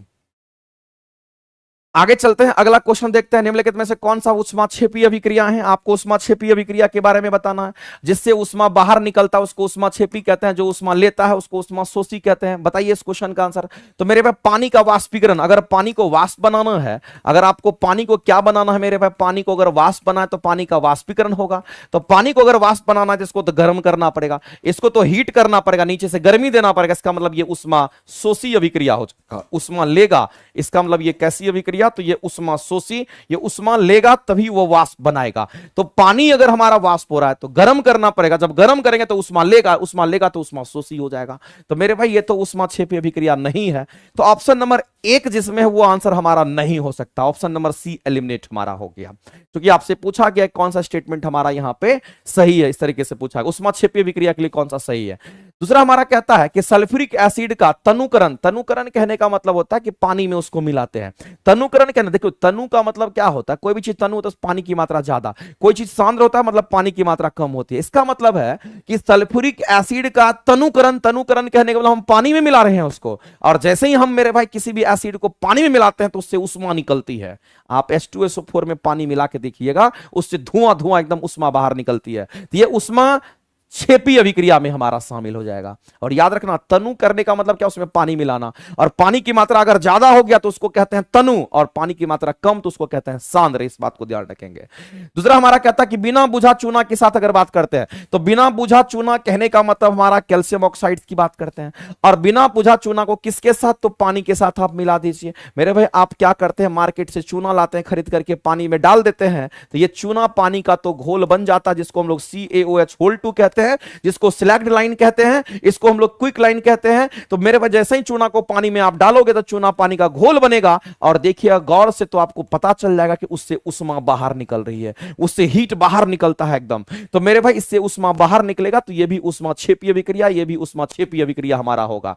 और जब कपूर को आप जलाते हैं तो कपूर जलने के बाद तुरंत डायरेक्ट गैस बन जाता है। तो मेरे भाई इसमें कोई उष्मा वगैरह हमारा बाहर नहीं निकलता है। तो कहेंगे दूसरा और तीसरा उष्मा क्षेपीय विक्रिया होगा। और दूसरा और तीसरा अगर उष्मा क्षेपीय विक्रिया होगा तो इस क्वेश्चन के अगर आंसर करेंगे तो ऑप्शन नंबर हमारा यहां पे बी राइट हो जाएगा। ऑप्शन नंबर बी हमारा मैचिंग है, यानी आंसर नंबर हम लोग क्या करेंगे, तो बी करेक्ट करेंगे। ऑप्शन नंबर बी मेरे भाई किसी भी सूरत में करेक्ट। नेक्स्ट अगले क्वेश्चन पे चलते हैं। कौन सा मूल तत्व है, मूल तत्व का मतलब समझते हैं। मूल तत्व कहने का मतलब है जो एक ही परमाणु से बने हुए हैं, जो एक ही परमाणु से बने हुए हैं, उसमें दूसरा कोई परमाणु नहीं है। तो जो एक ही परमाणु से बने हुए उसको मूल तत्व कहते हैं। और एक ही परमाणु से बना हुआ हमारा कौन है, तो कार्बन से बना हुआ हमारा हीरा होता है। जबकि हम रेत की बात करते हैं तो मेरे भाई रेत में हमारा सिलिका होता है, इसमें दो या दो से अलग परमाणु हमारे, एक सिलिकॉन है दूसरा ऑक्सीजन है। संगमरमर की अगर बात करते हैं तो ये हमारा कैल्शियम कार्बोनेट होता है, इसमें मेरे भाई कैल्शियम भी है, कार्बन भी है, ऑक्सीजन भी है। इसका मतलब ये हमारा क्या होगा, तो ये हमारा मूल तत्व नहीं होगा, ये मूल तत्व नहीं होगा। मूल तत्व हम उसको कहेंगे जो एक ही परमाणु से निर्मित होंगे, उसको मूल तत्व कहते हैं। और मेरे भाई इस तरीके से हमारा हीरा हमारा एक ही परमाणु से बना हुआ है, सिर्फ और सिर्फ कार्बन से बना हुआ है। अगला क्वेश्चन कहता है कि निम्नलिखित में से कौन सा जोड़ा जो है हमारा अनुचुंबकीय और लो चुंबकीय पदार्थ का एग्जांपल है। तो एक बात आपको ध्यान रखना मेरे भाई, इसमें एक चीज आपको ध्यान रखना, एक तो हमने पढ़ा था अभी जस्ट डायामैग्नेटिक मटेरियल के बारे में हमने पढ़ा था। अगर कोई डायामैग्नेटिक मटेरियल की बात करें, इसको प्रतिचुंबकीय पदार्थ कहते हैं, इसको हम लोग क्या कहेंगे, तो प्रतिचुंबकीय पदार्थ कहते हैं। समझना गौर से, बहुत काम का चीज है। अगर कोई प्रतिचुंबकीय पदार्थ होता है, इसमें पेयर्ड इलेक्ट्रॉन होते हैं, इस बात को ध्यान रखना। इसमें कैसा इलेक्ट्रॉन होता है, तो इसमें पेयर्ड इलेक्ट्रॉन होते हैं, ये बात आपको ध्यान रखना चाहिए। अगर पेयर्ड इलेक्ट्रॉन होगा, इसमें पेयर्ड इलेक्ट्रॉन हमारा होता है, ये बात आपको ध्यान रखना है। इसमें पेयर्ड इलेक्ट्रॉन होता है, इसका मतलब है अगर इसमें पेयर्ड इलेक्ट्रॉन होगा, इसका मतलब मेरे भाई इसके अंदर अनपेयर्ड इलेक्ट्रॉन की अगर हम बात करेंगे तो ये अनपेयर्ड इलेक्ट्रॉन की संख्या कितनी होगी, तो अनपेयर्ड इलेक्ट्रॉन की संख्या इसमें 0 होगी। या तो आप ये कहिए या तो आप ये कह दीजिए, चलेगा। लेकिन अगर हम लोग पारामैग्नेटिक मटेरियल की हम बात करते हैं, हम किसकी बात करते हैं, अगर हम पारामैग्नेटिक मटेरियल की अगर हम बात करते हैं, अगर कोई हमारा पारामैग्नेटिक मटेरियल हमारा हो तो इसको हम लोग अनुचुंबकीय पदार्थ कहते हैं। इसको हम लोग हिंदी में क्या बोलेंगे, तो इसको हम लोग हिंदी में अनुचुंबकीय पदार्थ के नाम से जानते हैं। ये बहुत ही अच्छा क्वेश्चन है, बीपीएससी क्वेश्चन पूछती है, इस बात को ध्यान रखना। इसको अनुचुंबकीय पदार्थ हम कहते हैं। अगर कोई हमारा अनुचुंबकीय पदार्थ है, अगर इसमें पेयर्ड इलेक्ट्रॉन होता है, इसका मतलब मेरे भाई इस बात को ध्यान रखना, यहां अनपेयर्ड इलेक्ट्रॉन 0 है, इसका मतलब इसमें अनपेयर्ड इलेक्ट्रॉन होता है। यहां पर क्या होगा, तो कहेंगे यहां पर हमारा अनपेयर्ड इलेक्ट्रॉन हमारा होता है, अनपेयर्ड इलेक्ट्रॉन होता है। कम से कम यहां पर ध्यान रखेंगे, कम से कम एक एक एक एक कम से कम एक अनपेयर्ड इलेक्ट्रॉन हमारा, एक से कम एक अनपेयर्ड इलेक्ट्रॉन हमारा होता है। इसको पारामैग्नेटिक मटेरियल के नाम से हम लोग जानते हैं। इसका मतलब पारामैग्नेटिक मटेरियल के लिए मेरे भाई पेयर्ड इलेक्ट्रॉन की वैल्यू क्या होगी, इसमें कोई भी जोड़ा नहीं होता इलेक्ट्रॉन का, यानी कि जो पेयर इलेक्ट्रॉन हमारा होगा वो क्या होगा, तो जोड़ा में नहीं होगा, इस बात को ध्यान रखेंगे, 0 होगा। तो अनपेयर्ड इलेक्ट्रॉन कम से कम हमारा एक होना चाहिए, इस बात को ध्यान रखेंगे। इसको हटा दीजिए, आप इसी को याद रखिए, ज्यादा बेहतर रहेगा। इसी तरीके से अगर हम लोग यहां पर फेरोमैग्नेटिक मटेरियल की अगर हम बात करते हैं, अगर कोई मैग्नेटिक मटेरियल हमारा कैसा है, तो अगर फेरोमैग्नेटिक मटेरियल की अगर हम बात करते हैं, और जिसको लोह चुंबकीय पदार्थ के नाम से हम लोग जानते हैं, अगर कोई लोह चुंबकीय पदार्थ है, तो एक बात आप जान लीजिए कि लोह चुंबकीय पदार्थ में भी आपको ध्यान रखना है कि अनपेयर्ड इलेक्ट्रॉन होते हैं इसमें, लेकिन अनपेयर्ड इलेक्ट्रॉन की संख्या इसमें ज्यादा होती है। इसमें आपको ध्यान रखना है अनपेयर्ड इलेक्ट्रॉन की संख्या क्या होती है, तो अनपेयर्ड इलेक्ट्रॉन की संख्या यहां पर ज्यादा होती है, संख्या ज्यादा होती, कम से कम इतना बात तो याद रखना चाहिए, यहां ज्यादा होती है। और अगर कोई फेरोमैग्नेटिक मटेरियल की बात करेगा तो याद रखना मेरे भाई, इस मटेरियल में हमारा इस मटेरियल में जेन्युइन डोमेन होता है। तो सबसे आपको यह क्वेश्चन पूछा गया कि डोमेन हमारा किसमें होता है, तो डोमेन हमारा इसमें होता है, इस मटेरियल में हमारा क्या होता है, सभी के सभी मैग्नेटिक फील्ड लाइंस हमारा एक ही लाइन में अलाइंड होते हैं, इसलिए उसमें डोमेन हमारा ऑलरेडी बना हुआ रहता है। इसमें डोमेन जीरो होता है, इसमें डोमेन बनाया जा सकता है, इसमें डोमेन हो बहुत तगड़ा डोमेन हमारा बनता है। इस बात को ध्यान रखना। क्वेश्चन पूछता है कौन सा मैग्नेटिक मटेरियल में डोमेन होता है, तो याद रखना लोह चुंबकीय पदार्थ में डोमेन होता है। कि किस मैग्नेटिक मटेरियल में डोमेन नहीं होता तो कहेंगे हमारा डायमैग्नेटिक में हमारा डोमेन नहीं होता है, और यहां डायपोल मोमेंट हमारा होता है। यहां पर डोमेन होगा तो डायपोल मोमेंट हमारा होता है। यहां डायपोल मोमेंट हमारा जीरो होता है तो डोमेन भी जीरो होता है। यहां डायपोल मोमेंट पैदा करके डोमेन पैदा किया जाता है, इस बात को ध्यान रखेंगे मेरे भाई। तो ये छोटा छोटा पॉइंट आपको ध्यान रखना। अब इतना बात अगर आपको समझ में आता है तो क्वेश्चन आपके बहुत हद तक बन सकते हैं। और क्वेश्चन में आपसे क्या पूछा है, एक तो आपसे पूछा गया अनुचुंबकीय और दूसरा आपसे लोह चुंबकीय पूछ लिया। तो मेरे भाई इसमें से हम क्या करते हैं, ऑप्शन नंबर बी आपका राइट आंसर दिया है, और ऑप्शन बी नंबर में हमारा क्या, तो कॉपर है। और अगर कॉपर का परमाणु संख्या पूछेंगे तो आपको हो गया 29, और कॉपर पर अगर 2 को प्लस चार्ज है, इसका मतलब कहीं ना कहीं उसमें इलेक्ट्रॉन की 2 की कमी होगी, तो इसमें इलेक्ट्रॉन की संख्या कितनी, तो अगर हम Cu2 प्लस की बात करते हैं, किसकी बात करते हैं, Cu2 प्लस की बात करते हैं, इसका मतलब इसमें 27 इलेक्ट्रॉन्स होंगे। इसमें कितने इलेक्ट्रॉन्स होंगे, तो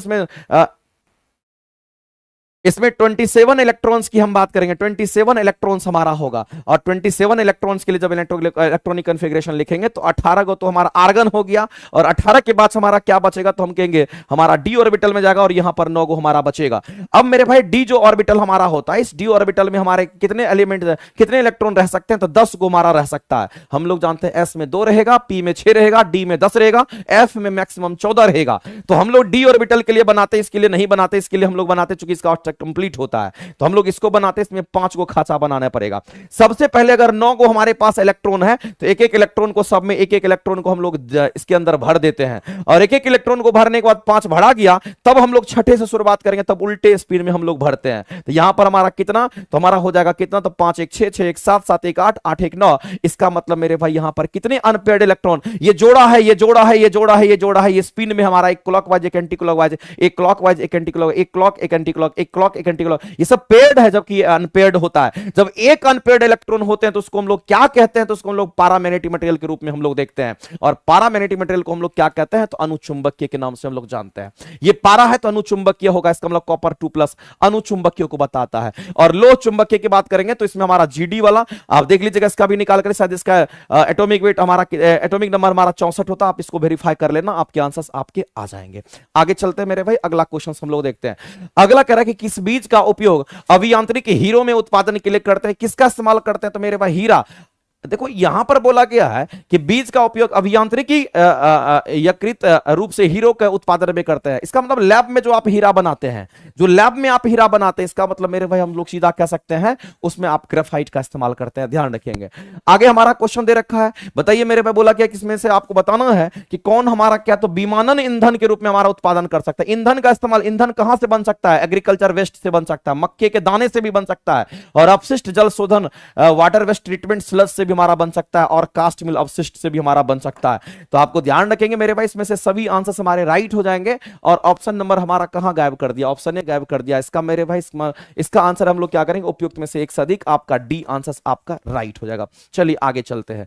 आगे हमारे पास यहां पर दे रखा है किसका कृत्रिम मधुरक मधुरिया मान सुक्रोज की तुलना में अधिकतम होता है। Which of the following artificial sweeteners and maximum sweeteners as compare to sucrose. मेरे भाई सुक्रोज से भी ज्यादा अगर हमारा कोई मीठा है, कौन सा आर्टिफिशियल स्वीटनर हमारा यहां पर स्वीटनर्स है जो कि मीठा हमारा होता है, उसका नाम हम लोग क्या रखते हैं, तो उसको हम लोग एलिटेम के नाम से हम लोग जानते हैं। उसको हम लोग क्या कहते हैं, तो उसको हम लोग यहां पर एलिटेम के नाम से जानते हैं, ध्यान रखेंगे। स्पार्टम जो कि हमारे आइसक्रीम वगैरह में दिया जाता है, ये भी हमारा काफी मीठा होता है, इस बात को ध्यान रखना। तो मेरे भाई आपको ध्यान रखना, artificial sweeteners has maximum sweetness as compare to sucrose. Sucrose से भी ज्यादा हमारा स्वीटनर्स कौन होगा, तो कहेंगे एलिटेम हमारा होता है, याद रखना। आगे चलते हैं, तो कौन सा सोडा आम्ल अग्निशामक के रूप में हमारा होता है, तो बताइए सोडा एसिड फायर एक्सटिंग्विशर के बारे में तो आप सभी लोग सुने होंगे। और सोडा एसिड फायर एक्सटिंग्विशर की अगर हम बात करते हैं तो कौन सा सोडा, तो हम लोग कहेंगे NaHCO3 जिसको बेकिंग सोडा कहते हैं। और H2SO4 हमारा क्या, तो कहेंगे एसिड होता है। इसके साथ ये प्रतिक्रिया करेगा तो ये क्या बना लेगा, तो कहेंगे Na2SO4 बनाएगा, और साथ ही साथ यहां से कार्बन डाइऑक्साइड गैस बाहर निकलेगा, और ये किसका निर्माण, तो H2O का भी निर्माण करेगा। बैलेंस करना होगा, दो को यहां पर सोडियम तो 2 से मल्टीप्लाई कर दीजिए, और अगर किसको बैलेंस करना होगा तो इसमें कितने कार्बन तो 2 को कार्बन, इसका मतलब 2 से यहां भी मल्टीप्लाई करना पड़ेगा। आप देख लेना मेरे भाई, बैलेंसिंग क्वेश्चन आप खुद देख लेना लेकिन क्वेश्चन जो है उस क्वेश्चन के लिए हमारा यही होता है कि जब हम लोग सोडा एसिड फायर एक्सटिंग्विशर का इस्तेमाल करते हैं तो उसमें बेकिंग सोडा तो हमारा होता ही होता है, और साथ ही साथ उसमें क्या कहेंगे H2SO4 मिलाते हैं, ये दोनों हमारा मिक्स होता है उस सिलेंडर के अंदर, और जब उससे निकलता है तो कार्बन डाइऑक्साइड गैस निकलता है, इसी कार्बन डाइऑक्साइड गैस से हम लोग आग बुझाते हैं, ध्यान रखेंगे। तो मामला यह है मेरे भाई, इस क्वेश्चन के आंसर हम लोग क्या करेंगे, इस क्वेश्चन के आंसर हम लोग क्या करेंगे, तो H2SO4 जो हम लोग लेते हैं उसमें पानी की मात्रा ज्यादा होता है, इसलिए तो पानी बाहर निकल रहा है, इसका मतलब मेरे भाई तनु H2SO4 की हम बात करेंगे, तो तनु हमारा यहां भी है, यहां सांद्र हो गया, नहीं होगा, तनु यहां हमारा भी है। अब तनु के साथ सोडियम कार्बोनेट नहीं लेंगे, तनु के साथ हम लोग बाइकार्बोनेट लेते हैं, और बाइकार्बोनेट को ही हम लोग क्या कहते हैं, बेकिंग सोडा कहते हैं, और बाइकार्बोनेट हमारा सोडियम बाइकार्बोनेट को ही बाइकार्बोनेट कहा जाता है, इसलिए इन्हीं के मिश्रण को हम लोग यूज करते थे। ये तो ऐसे ही कैंसिल आउट हमारा हो जाएगा। आगे चलते हैं।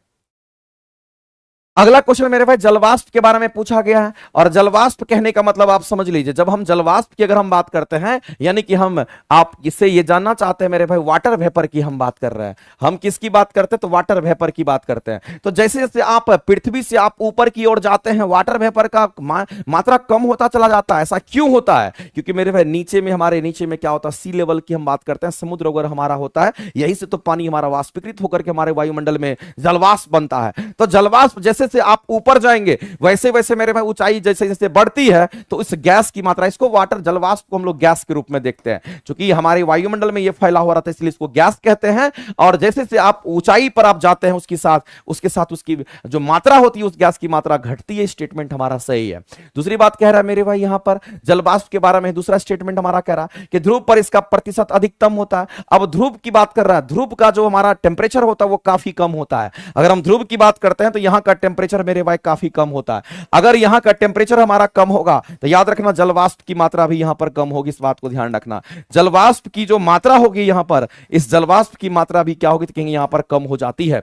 अगर ध्रुव पर देखें टेम्परेचर कम, इसका मतलब जलवाष्प की मात्रा कम होगी, इसका परसेंटेज हमारा कम होगा। गलत दे रखा तो ये काट दीजिए। तो पहला सही है, दूसरा गलत है। इस क्वेश्चन का अगर आंसर करेंगे तो ऑप्शन नंबर आपका ए राइट हो जाएगा। चलिए आगे चलते हैं। अगला हमारा अंतरिक्ष और समुद्र में CO2 को ऑक्सीजन सिलेंडर में प्रयोग करते हैं। ये तो बहुत अच्छा क्वेश्चन मेरे भाई। CO2 की अगर हम बात करते हैं तो आपको ध्यान रखना कि आप अंतरिक्ष में आप जाते हैं, या फिर अगर समुद्र के अंदर आप जाते हैं, अगर आप समुद्र में जाते हैं या फिर अगर आप अंतरिक्ष में अगर आप जाते हैं, तो इन दोनों केस में आप किसका इस्तेमाल करते हैं, तो इन दोनों केस में आप यहां पर ऑक्सीजन सिलेंडर का आप इस्तेमाल करते हैं। ये तो सभी लोग जानते हैं। इसमें आप किसका इस्तेमाल करते हैं, तो ऑक्सीजन सिलेंडर का मेरे भाई यहां पर इस्तेमाल करते हैं। और इस ऑक्सीजन सिलेंडर में आप क्या लेके जाते हैं, तो याद रखना इस ऑक्सीजन सिलेंडर में CO2 लेकर के जाया जाता है। इसी में भरा हुआ होता है हमारा क्या, इसको हम लोग CO2 कहते हैं। और CO2 की अगर हम बात करें, CO2 की अगर हम बात करें मेरे भाई, तो याद रखना ये जो हमारा CO2 हमारा होता है, कितना नंबर क्वेश्चन है, 24 नंबर क्वेश्चन की हम बात कर रहे हैं। जो CO2 हमारा होता है, इसके बारे में एक चीज बहुत इंपॉर्टेंट है, उसको आप ध्यान रखना। जो CO2 हमारा होता है, इसको हम लोग पोटेशियम सुपर ऑक्साइड्स के नाम से जानते हैं। इसको हम लोग क्या कहते हैं, इसी में पोटेशियम सुपर ऑक्साइड्स के नाम से हम लोग जानते हैं। इस बात को आप ध्यान रखेंगे। इसको पोटेशियम सुपर ऑक्साइड्स हम लोग कहते हैं। ये बात आपको ध्यान रखना, पोटेशियम सुपर ऑक्साइड्स हम लोग कहते हैं। लेकिन ये पोटेशियम सुपर ऑक्साइड की जो प्रकृति होती है, इसका जो मेरे भाई प्रॉपर्टी होता है, ये कैसा होता है, तो आपको ध्यान रखना इसका प्रॉपर्टी कैसा होता है। इसका प्रॉपर्टी होता है, ये प्रॉपर्टी में क्या करता है, इसके जो लक्षण होते हैं वो क्या करते हैं, तो ये हमारा कार्बन डाइऑक्साइड गैस को एब्जॉर्ब करता है और ऑक्सीजन गैस को ये बाहर करता है। ये CO2 को क्या करता है, एब्जॉर्ब करता है। CO2 को क्या करता है, CO2 का तो अवशोषण करता है, ये CO2 का तो अवशोषण करता है। और ये बाहर किसको करता है, तो कहेंगे CO2 का तो अवशोषण करेगा, लेकिन याद रखना मेरे भाई ये ऑक्सीजन को बाहर करता है। ये ऑक्सीजन को क्या करता है, ये बाहर करता है। ये ऑक्सीजन को क्या करता है, कहेंगे ये बाहर करता है। CO2 को अंदर लेगा और ऑक्सीजन को ये क्या करता है, कहेंगे CO2 का अवशोषण करके ऑक्सीजन को ये बाहर करता है। इसलिए मेरे भाई हम लोग पोटेशियम सुपर ऑक्साइड को ऑक्सीजन जनरेटर के नाम से हम लोग जानते हैं। इसको हम लोग क्या कहते हैं, तो ये हमारा ऑक्सीजन जनरेटर कहलाता है। इस बात को ध्यान रखेंगे। ऑक्सीजन जनरेट करने वाला ऑक्सीजन जनरेटर होता है, लेकिन ऑक्सीजन सिलेंडर के अंदर किसको लेके जाते हैं, तो पोटेशियम सुपर ऑक्साइड को लेके जाते हैं। आपको याद रखना चाहिए ये पोटेशियम सुपर ऑक्साइड क्या करता है, तो कार्बन डाइऑक्साइड गैस को एब्जॉर्ब करता है। और ध्यान रखना मेरे भाई ये किसको, तो कहेंगे हमारा ऑक्सीजन गैस को ये बाहर करता है। इस बात को ध्यान रखेंगे। तो ये जो हमारा CO2 होता है, इसको सिलेंडर में अगर हम लोग भर के ले जाते हैं, इसका फायदा क्या होता है, हमको ऑक्सीजन मिलते रहता है, चूंकि ऑक्सीजन को बाहर करता है। तो द कार्बन डाइऑक्साइड, इसमें यह कार्बन डाइऑक्साइड गैस को ये अवशोषित करके और ऑक्सीजन गैस की मात्रा को बढ़ा देता है, इसलिए ऑक्सीजन जनरेटर इसको हम लोग कहते हैं, ध्यान रखिएगा। और इसी को हम लोग यहां पर पोटेशियम सुपर ऑक्साइड्स के नाम से जानते हैं। ये क्वेश्चन आपका इंपॉर्टेंट है, इसको आप ध्यान रखेंगे। अगला क्वेश्चन कहता है CiF3 की संस्करण की प्रकृति कैसी होगी, यानी हाइब्रिडेशन आपसे पूछा गया है। अगर मैं CI नहीं है Cl की हम बात कर रहे हैं, इससे हमारा कितना फ्लोरीन लगा हुआ, 3 गो फ्लोरीन लगा हुआ, एगो फ्लोरीन या एगो फ्लोरीन या एगो फ्लोरीन या। और क्लोरीन की अगर बात करते हैं तो क्लोरीन के बाहरी कक्षा में कितने इलेक्ट्रॉन होते हैं, तो मेरे भाई 7 होता है। अगर 3 इलेक्ट्रॉन यहां पर हमारा दिख रहा है, अगर 3 इलेक्ट्रॉन हमारा यहां पर फ्लोरीन के साथ जुड़ गया तो बचा कितना, तो बाहरी कक्षा में 7 इलेक्ट्रॉन होंगे, इसका मतलब 4 इलेक्ट्रॉन हमारा और बच जाएगा। तो 4 इलेक्ट्रॉन कहने का मतलब 2 गो लोन पेयर, लोन पेयर का मतलब होता है 2 इलेक्ट्रॉन को जोड़ा एक लोन पर, 2 इलेक्ट्रॉन का जोड़ा एक लोन पर, इसका मतलब कितने लोन पेयर होंगे इसमें, तो मेरे भाई हम लोग सीधा कहेंगे इसमें लोन पेयर जो होंगे वो कितने होंगे, लोन पेयर हमारा 2 होगा। कितने इसमें सिंगल बॉन्ड है मेरे भाई, तो आपको ध्यान रखना यहां पर सिग्मा बॉन्ड की अगर हम बात करें कितने सिग्मा बॉन्ड है, तो इसमें 3 गो सिग्मा बॉन्ड हमारा होता है। और इस तरीके से अगर आप इन दोनों को जोड़ देंगे तो हाइब्रिडेशन हमारा निकल जाएगा। तो हम लोग जब कभी भी हाइब्रिडाइजेशन अगर कैलकुलेट करते हैं, हम किसको कैलकुलेट करते हैं, हाइब्रिडेशन कैलकुलेट करते हैं, तो याद रखना इसमें हम लोग क्या लेते हैं, नंबर ऑफ लोन पेयर को हम लोग काउंट करते हैं, नंबर ऑफ जो लोन पेयर होता है उसको काउंट करते हैं। और साथ ही साथ आपको ध्यान रखना कि सिग्मा बॉन्ड भी इसमें हम लोग लेते हैं, तो यहां पर सिग्मा बॉन्ड के साथ साथ नंबर ऑफ लोन पेयर होगा। तो नंबर ऑफ लोन पेयर कितने होंगे, तो 2 होंगे। नंबर ऑफ सिग्मा बॉन्ड कितना होगा, तो कहेंगे हमारा 3 होगा। टोटल मिलकर के हमारा कितना होगा, तो 5 होगा। और जब 5 होगा तो इसको हम लोग कहते हैं ये हमारा sp3d हाइब्रिडाइज्ड हमारा होता है, इस बात को ध्यान रखना। एक s3p, एक s3p, एक s3p और d हमारा होता है, इस बात को ध्यान रखना। तो 1 3 1 4 4 1 5 हमारा sp3 हाइब्रिडाइज्ड हो जाएगा। और ऐसी परिस्थिति में हम लोग इस क्वेश्चन के आंसर क्या करेंगे, तो आंसर करेंगे ऑप्शन नंबर हमारा सी करेक्ट हो जाएगा। तो मेरे भाई और भी तरीका होता है कि हमारा ये हमारा ये तो ये यानी कि 2 यहां 3 और 3 2 3 1 4 हमारा हो रहा है, यहां पर 2 1 3 1 4 यहां पर, तो हम लोग वैसे भी 5 यहां, तो कोई दिक्कत नहीं है, आप आसानी से कह सकते हो ना यहां होगा ना यहां होगा, आंसर क्या करेंगे, तो ऑप्शन नंबर सी आपका राइट हो जाएगा। तो हाइब्रिडेशन कैलकुलेट करते हैं कैसे, तो नंबर ऑफ लोन पेयर के साथ हम लोग क्या करते हैं, तो सिग्मा बॉन्ड को काउंट करते हैं। और सिग्मा बॉन्ड हम लोग को कहां मिलता है, तो सिंगल बॉन्ड में सिग्मा बॉन्ड मिलता है, डबल बॉन्ड में मिलता है, ट्रिपल बॉन्ड में मिलता है, लेकिन सभी जगह हमारा सिग्मा बॉन्ड एक ही होता है, इस बात को ध्यान रखेंगे। अगर नाइलॉन उन सभी संश्लेषित तंतुओं का नाम है जो बनाता है क्या, नाइलॉन जब भी बनता है तो पॉलीएमाइड पॉलीमर से नाइलॉन का निर्माण होता है। नाइलॉन का निर्माण कैसे होता है, तो पॉलीएमाइड पॉलीमर से होता है। और इस क्वेश्चन के अगर आंसर करेंगे तो पॉलीमेरिक एमाइड से हमारा नाइलॉन बनता है, इस बात को आप ध्यान रखेंगे। आगे चलते हैं। अगला निम्नलिखित में से कौन सा उच्च से निचले क्रम के और पौधे का सही प्रजाति को बताता, उच्च से निचला हमारा होगा, तो मेरे भाई सबसे पहले तो प्लांट किंगडम के बाद हमारा फाइलम होगा, फाइलम के बाद हमारा क्लास होगा, क्लास के बाद हमारा ऑर्डर होगा, ऑर्डर के बाद हमारा जीनस, फिर जीनस के बाद हमारा क्या होता है, स्पीसीज हमारा हो जाता है। यानी कि इसका आंसर जो करेंगे ऑप्शन नंबर सी करेंगे, और ये आपको याद भी रखना चाहिए। आगे चलते हैं, आगे मेरे भाई बढ़ते हैं और अगला क्वेश्चन हम लोग देखते हैं। चीता का जो वैज्ञानिक नाम हमारा क्या है, कहेंगे पेंथरा पारडस हमारा चीता की बात करें उसका वैज्ञानिक नाम होता है, ध्यान रखना।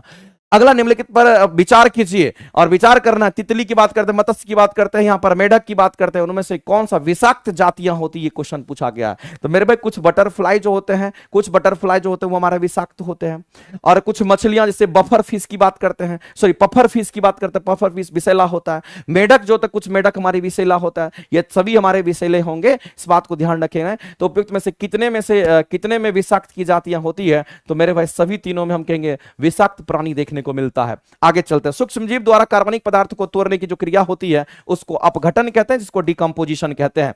हम सभी लोग जानते हैं मेरे भाई डिकम्पोजर क्या करता है, तो डिकम्पोजिशन करता है। और आपको पता होगा कि डिकम्पोजर जो हमारा होता है वो किस रूप में होता है, आप जानते होंगे मेरे भाई। हम लोग जानते हैं कि जैसे कि हम लोग बात कर लेते हैं, उत्पाद की बात कर लेते हैं, छोड़ो इतना करने की जरूरत नहीं, मतलब नहीं है, आप कई बार इसको पढ़ चुके हैं और इतना आप समझ लीजिए। अगर हमारे सामने में डिकम्पोजर की हम बात करते हैं, किसकी बात करते हैं, डिकम्पोजर की अगर हम बात करते हैं, तो डिकम्पोजर क्या करता है, डिकम्पोजिशन करता, अपघटन कराता है। और इसको हम लोग हिंदी में क्या कहेंगे, जिसको हम लोग अपघटक कहते हैं। और ये डिकम्पोजर जो हमारा होता है, सबसे ज्यादा डिकम्पोजर के रूप में अगर किसी को देखा जाता है तो मेरे भाई यहां पर हम बैक्टीरिया की हम बात करते हैं। हम किसकी बात करते हैं, बैक्टीरिया की बात करें, इसका अहम रोल होता है। साथ ही साथ आप मेरे भाई कवक को भी ले सकते हैं, ये कवक वगैरह भी होता है, लेकिन आपको ध्यान रखना बैक्टीरिया पर ज्यादा फोकस करना, ये डिकम्पोजर के रूप में होता है। और जब सब कुछ खत्म कर देने वाला, जब सब कुछ को मिट्टी में मिला देने वाला, सबसे लास्ट में अगर फूड चेन में अगर कोई होता तो वो डिकम्पोजर होता है, जो कि हमारा बैक्टीरिया बैक्टीरिया के रूप में हमारा यहां पर होता है, ये सब कुछ को सरा गला देता है, खत्म कर देता है। तो मेरे भाई आपसे ये बोला गया है कि सूक्ष्म जीव के द्वारा यानी बैक्टीरिया के द्वारा क्या करना है, तो जो ऑर्गेनिक वेस्ट होते हैं उसको सराने गलाने की बात कही जा रही है, जो कार्बनिक पदार्थ होते हैं उसको तोड़ने की बात कही जा रही है। कार्बनिक पदार्थ यानी कि हमारे जो ऑर्गेनिक वेस्ट होते हैं उसके तोड़ने की प्रक्रिया को हम लोग क्या कहते हैं, किसके द्वारा, तो बैक्टीरिया के द्वारा। अगर बैक्टीरिया के द्वारा उसको सराते गलाते हैं तो याद रखना मेरे भाई उसको डिकम्पोजर कहा जाता है, यानी उसको डिकम्पोजिशन कहते हैं, अपघटन करा दिया जाता है। और इस क्वेश्चन का आंसर क्या करेंगे, तो ऑप्शन नंबर सी आपका राइट हो जाएगा।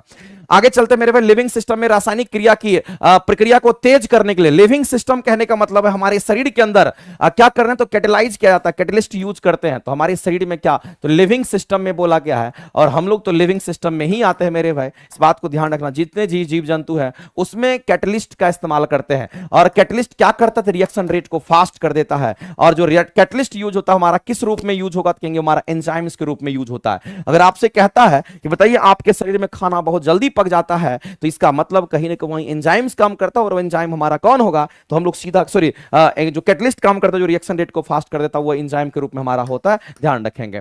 आगे चलते हैं, अगला क्वेश्चन, वह एकमात्र सिरा जो ऑक्सीजन युक्त रक्त को वहन करती है, बताइए कौन सा आंसर करेंगे। तो एक बात आप जानते होंगे मेरे भाई, जब कभी भी हम लोग सिरा की बात करते हैं, किसकी बात करते हैं, सिरा की बात करते हैं, सिरा को क्या कहते हैं, तो वेन्स कहते हैं। आपको ध्यान रखना, अगर हमारे शरीर के अंदर जितने भी सिंपल वेन्स की बात करेगा तो ये अशुद्ध रक्त का प्रवाह करती है, इस बात को आप ध्यान रखेंगे।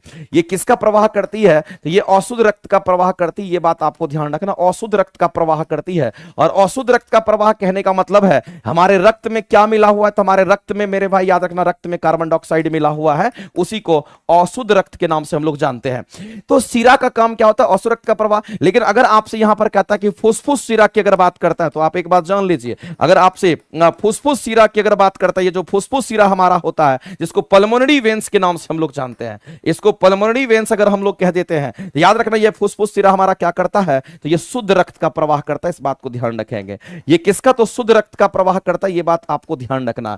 तो मेरे भाई आपको ध्यान रखना, ये एक ऐसी ही नस होती है इसको पल्मोनरी वेन्स कहते हैं। और पल्मोनरी वेन्स, अगर सिरा सिंपल बोलेगा तो अशुद्ध रक्त का प्रवाह, अगर पल्मोनरी या फुसफुस बोल दिया इसका मतलब फुसफुस सिरा बोल दिया, ये शुद्ध रक्त का प्रवाह, इसी का जस्ट उल्टा आपको ध्यान रखना। और शुद्ध रक्त का प्रवाह कहने का मतलब है हमारे रक्त में ऑक्सीजन का परिवहन करता है, इस बात को ध्यान रखेंगे। तो बताइए मेरे भाई, जो ऑक्सीजन युक्त रक्त को लेकर के जाते हैं, एक ऐसा सिरा बताइए जो ऑक्सीजन युक्त रक्त का वहन करती है, और ऑक्सीजन युक्त रक्त का वहन कर रही है, इसका मतलब शुद्ध रक्त का हमारा वहन कर रही है। और शुद्ध रक्त का वहन कौन करेगा, तो कहेंगे फुसफुस सिरा करेगा। और इस तरीके से इस क्वेश्चन का आंसर हम लोग क्या करेंगे, तो हम लोग पल्मोनरी वेन्स कहेंगे, यानी फुसफुस सिरा के नाम से हम लोग जानेंगे। ऑप्शन नंबर ए आपका करेक्ट हो जाएगा, ऑप्शन नंबर ए आपका करेक्ट हो जाएगा। इसी तरीके से आपको ध्यान रखना चाहिए, अगर हम लोग यहां पर किसकी बात करते हैं, तो अगर आर्टरी की बात करते हैं, और आप सभी लोग पढ़ते होंगे आर्टरी को हम लोग क्या कहते हैं, धमनी कहते हैं। आर्टरी को हम लोग क्या कहते हैं, धमनी कहते हैं। और अगर कोई धमनी की बात करता है, इसका मतलब समझ लीजिए ये शुद्ध रक्त का प्रवाह करता है। ये किसका करता है, तो कहेंगे ये हमारा शुद्ध रक्त का प्रवाह करता है, इस बात को ध्यान रखना, ये शुद्ध रक्त का प्रवाह करता है। लेकिन इसी में पल्मोनरी अगर आर्टरी अगर बोल देता है, अगर पल्मोनरी आर्टरी अगर बोल देता है, तो याद रखना ये फिर अशुद्ध रक्त का प्रवाह करता है, ये बात आपको ध्यान रखनी चाहिए। ये आपका अशुद्ध रक्त का प्रवाह करता है, ये किसका, तो अशुद्ध रक्त का ये प्रवाह करता है। बस इतना ही तो बात याद रखना है, आर्टरी, पल्मोनरी आर्टरी, सिरा और हमारा क्या, तो फुसफुस सिरा। ध्यान रखना मेरे भाई, दोनों एक दूसरे का उल्टा हमारा होता है, कोई दिक्कत नहीं। आगे चलते हैं, अगला क्वेश्चन हम लोग देखते हैं, जब टीके के द्वारा शरीर में एंटीजन प्रवेश करता है, बताइए मेरे भाई, एंटीबॉडी के अगेंस्ट एंटीजन के अगेंस्ट हमारा एंटीबॉडी बनता है। तो जब टीके के द्वारा शरीर में एंटीजन प्रवेश करता है, तब संक्रमण से तो लड़ने के लिए एंटीबॉडी की उत्पत्ति होती है। तो शरीर में लड़ने के लिए एंटीबॉडी की जो उत्पत्ति होती है वो किससे होती है, तो मेरे भाई इस बात को ध्यान रखना, एंटीबॉडी की जो उत्पत्ति होती है वो किससे होता है, इस बात को ध्यान रखेंगे। अगर हम लोग यहां पर कहेंगे कि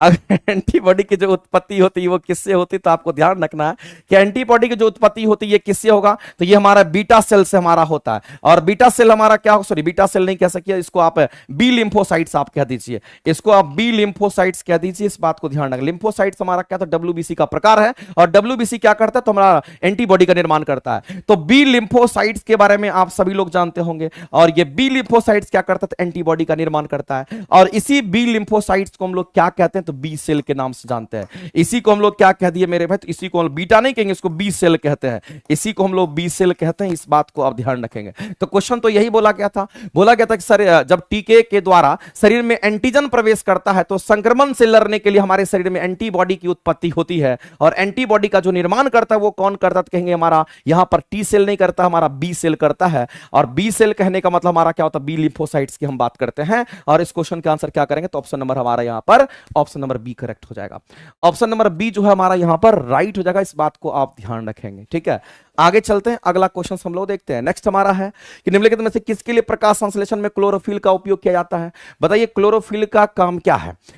तो सबसे पहला चीज है मेरे भाई, जब हम फोटोसिंथेसिस की हम बात करते हैं, हम किसकी बात करते हैं, अगर हम यहां पर फोटोसिंथेसिस की अगर हम बात करते हैं, तो एक बात आप जान लीजिए, प्रकाश संश्लेषण में क्या होता है, कार्बन डाइऑक्साइड हमारे वायुमंडल में है, साथ ही साथ हम कहेंगे प्लांट से क्या लेता है, तो पानी लेता है। और यहां पर किसका यूज करते हैं, तो हम लोग सनलाइट का यूज करते हैं। सनलाइट किसको कहते हैं, सूर्य की प्रकाश इस पर पड़ती है, और जैसे ही सूर्य की प्रकाश पड़ती है तो प्रकाश का अपघटन, पानी का अपघटन होता है, यानी इसका फोटोलिसिस हो जाता है। और ऐसी परिस्थिति में ये क्या बनाता है, तो कहेंगे C6H12O6 का निर्माण करता है। साथ ही साथ मेरे भाई ध्यान रखना कि हमारा कुछ कार्बन डाइऑक्साइड ऑक्सीजन गैस को बाहर करेगा, और हमारा कुछ पानी की मात्रा को क्या करता है, उत्सर्जित कर देता है। तो इसको बैलेंस करना होगा, तो 6 से मल्टीप्लाई कर दीजिए, यहां 12 कर दीजिए, हमारा कुछ रिएक्शन ऐसा ही हो जाता है। तो मेरे भाई जो सूर्य की प्रकाश है, इस सूर्य की प्रकाश को कौन अवशोषित किया, तो सूर्य की प्रकाश को अवशोषित किया है क्लोरोफिल। इस बात को ध्यान रखना। अगर हम किसी प्लांट की बात करते हैं, उस प्लांट में क्या मौजूद होता है, उसमें होता है क्लोरोफिल। और ये क्लोरोफिल क्या करेगा, तो ये क्लोरोफिल हमारा सनलाइट को एब्जॉर्ब कर लेता है, जो सनलाइट है उसको एब्जॉर्ब कर लेता है। और जब सनलाइट को ये क्लोरोफिल एब्जॉर्ब कर लेता है,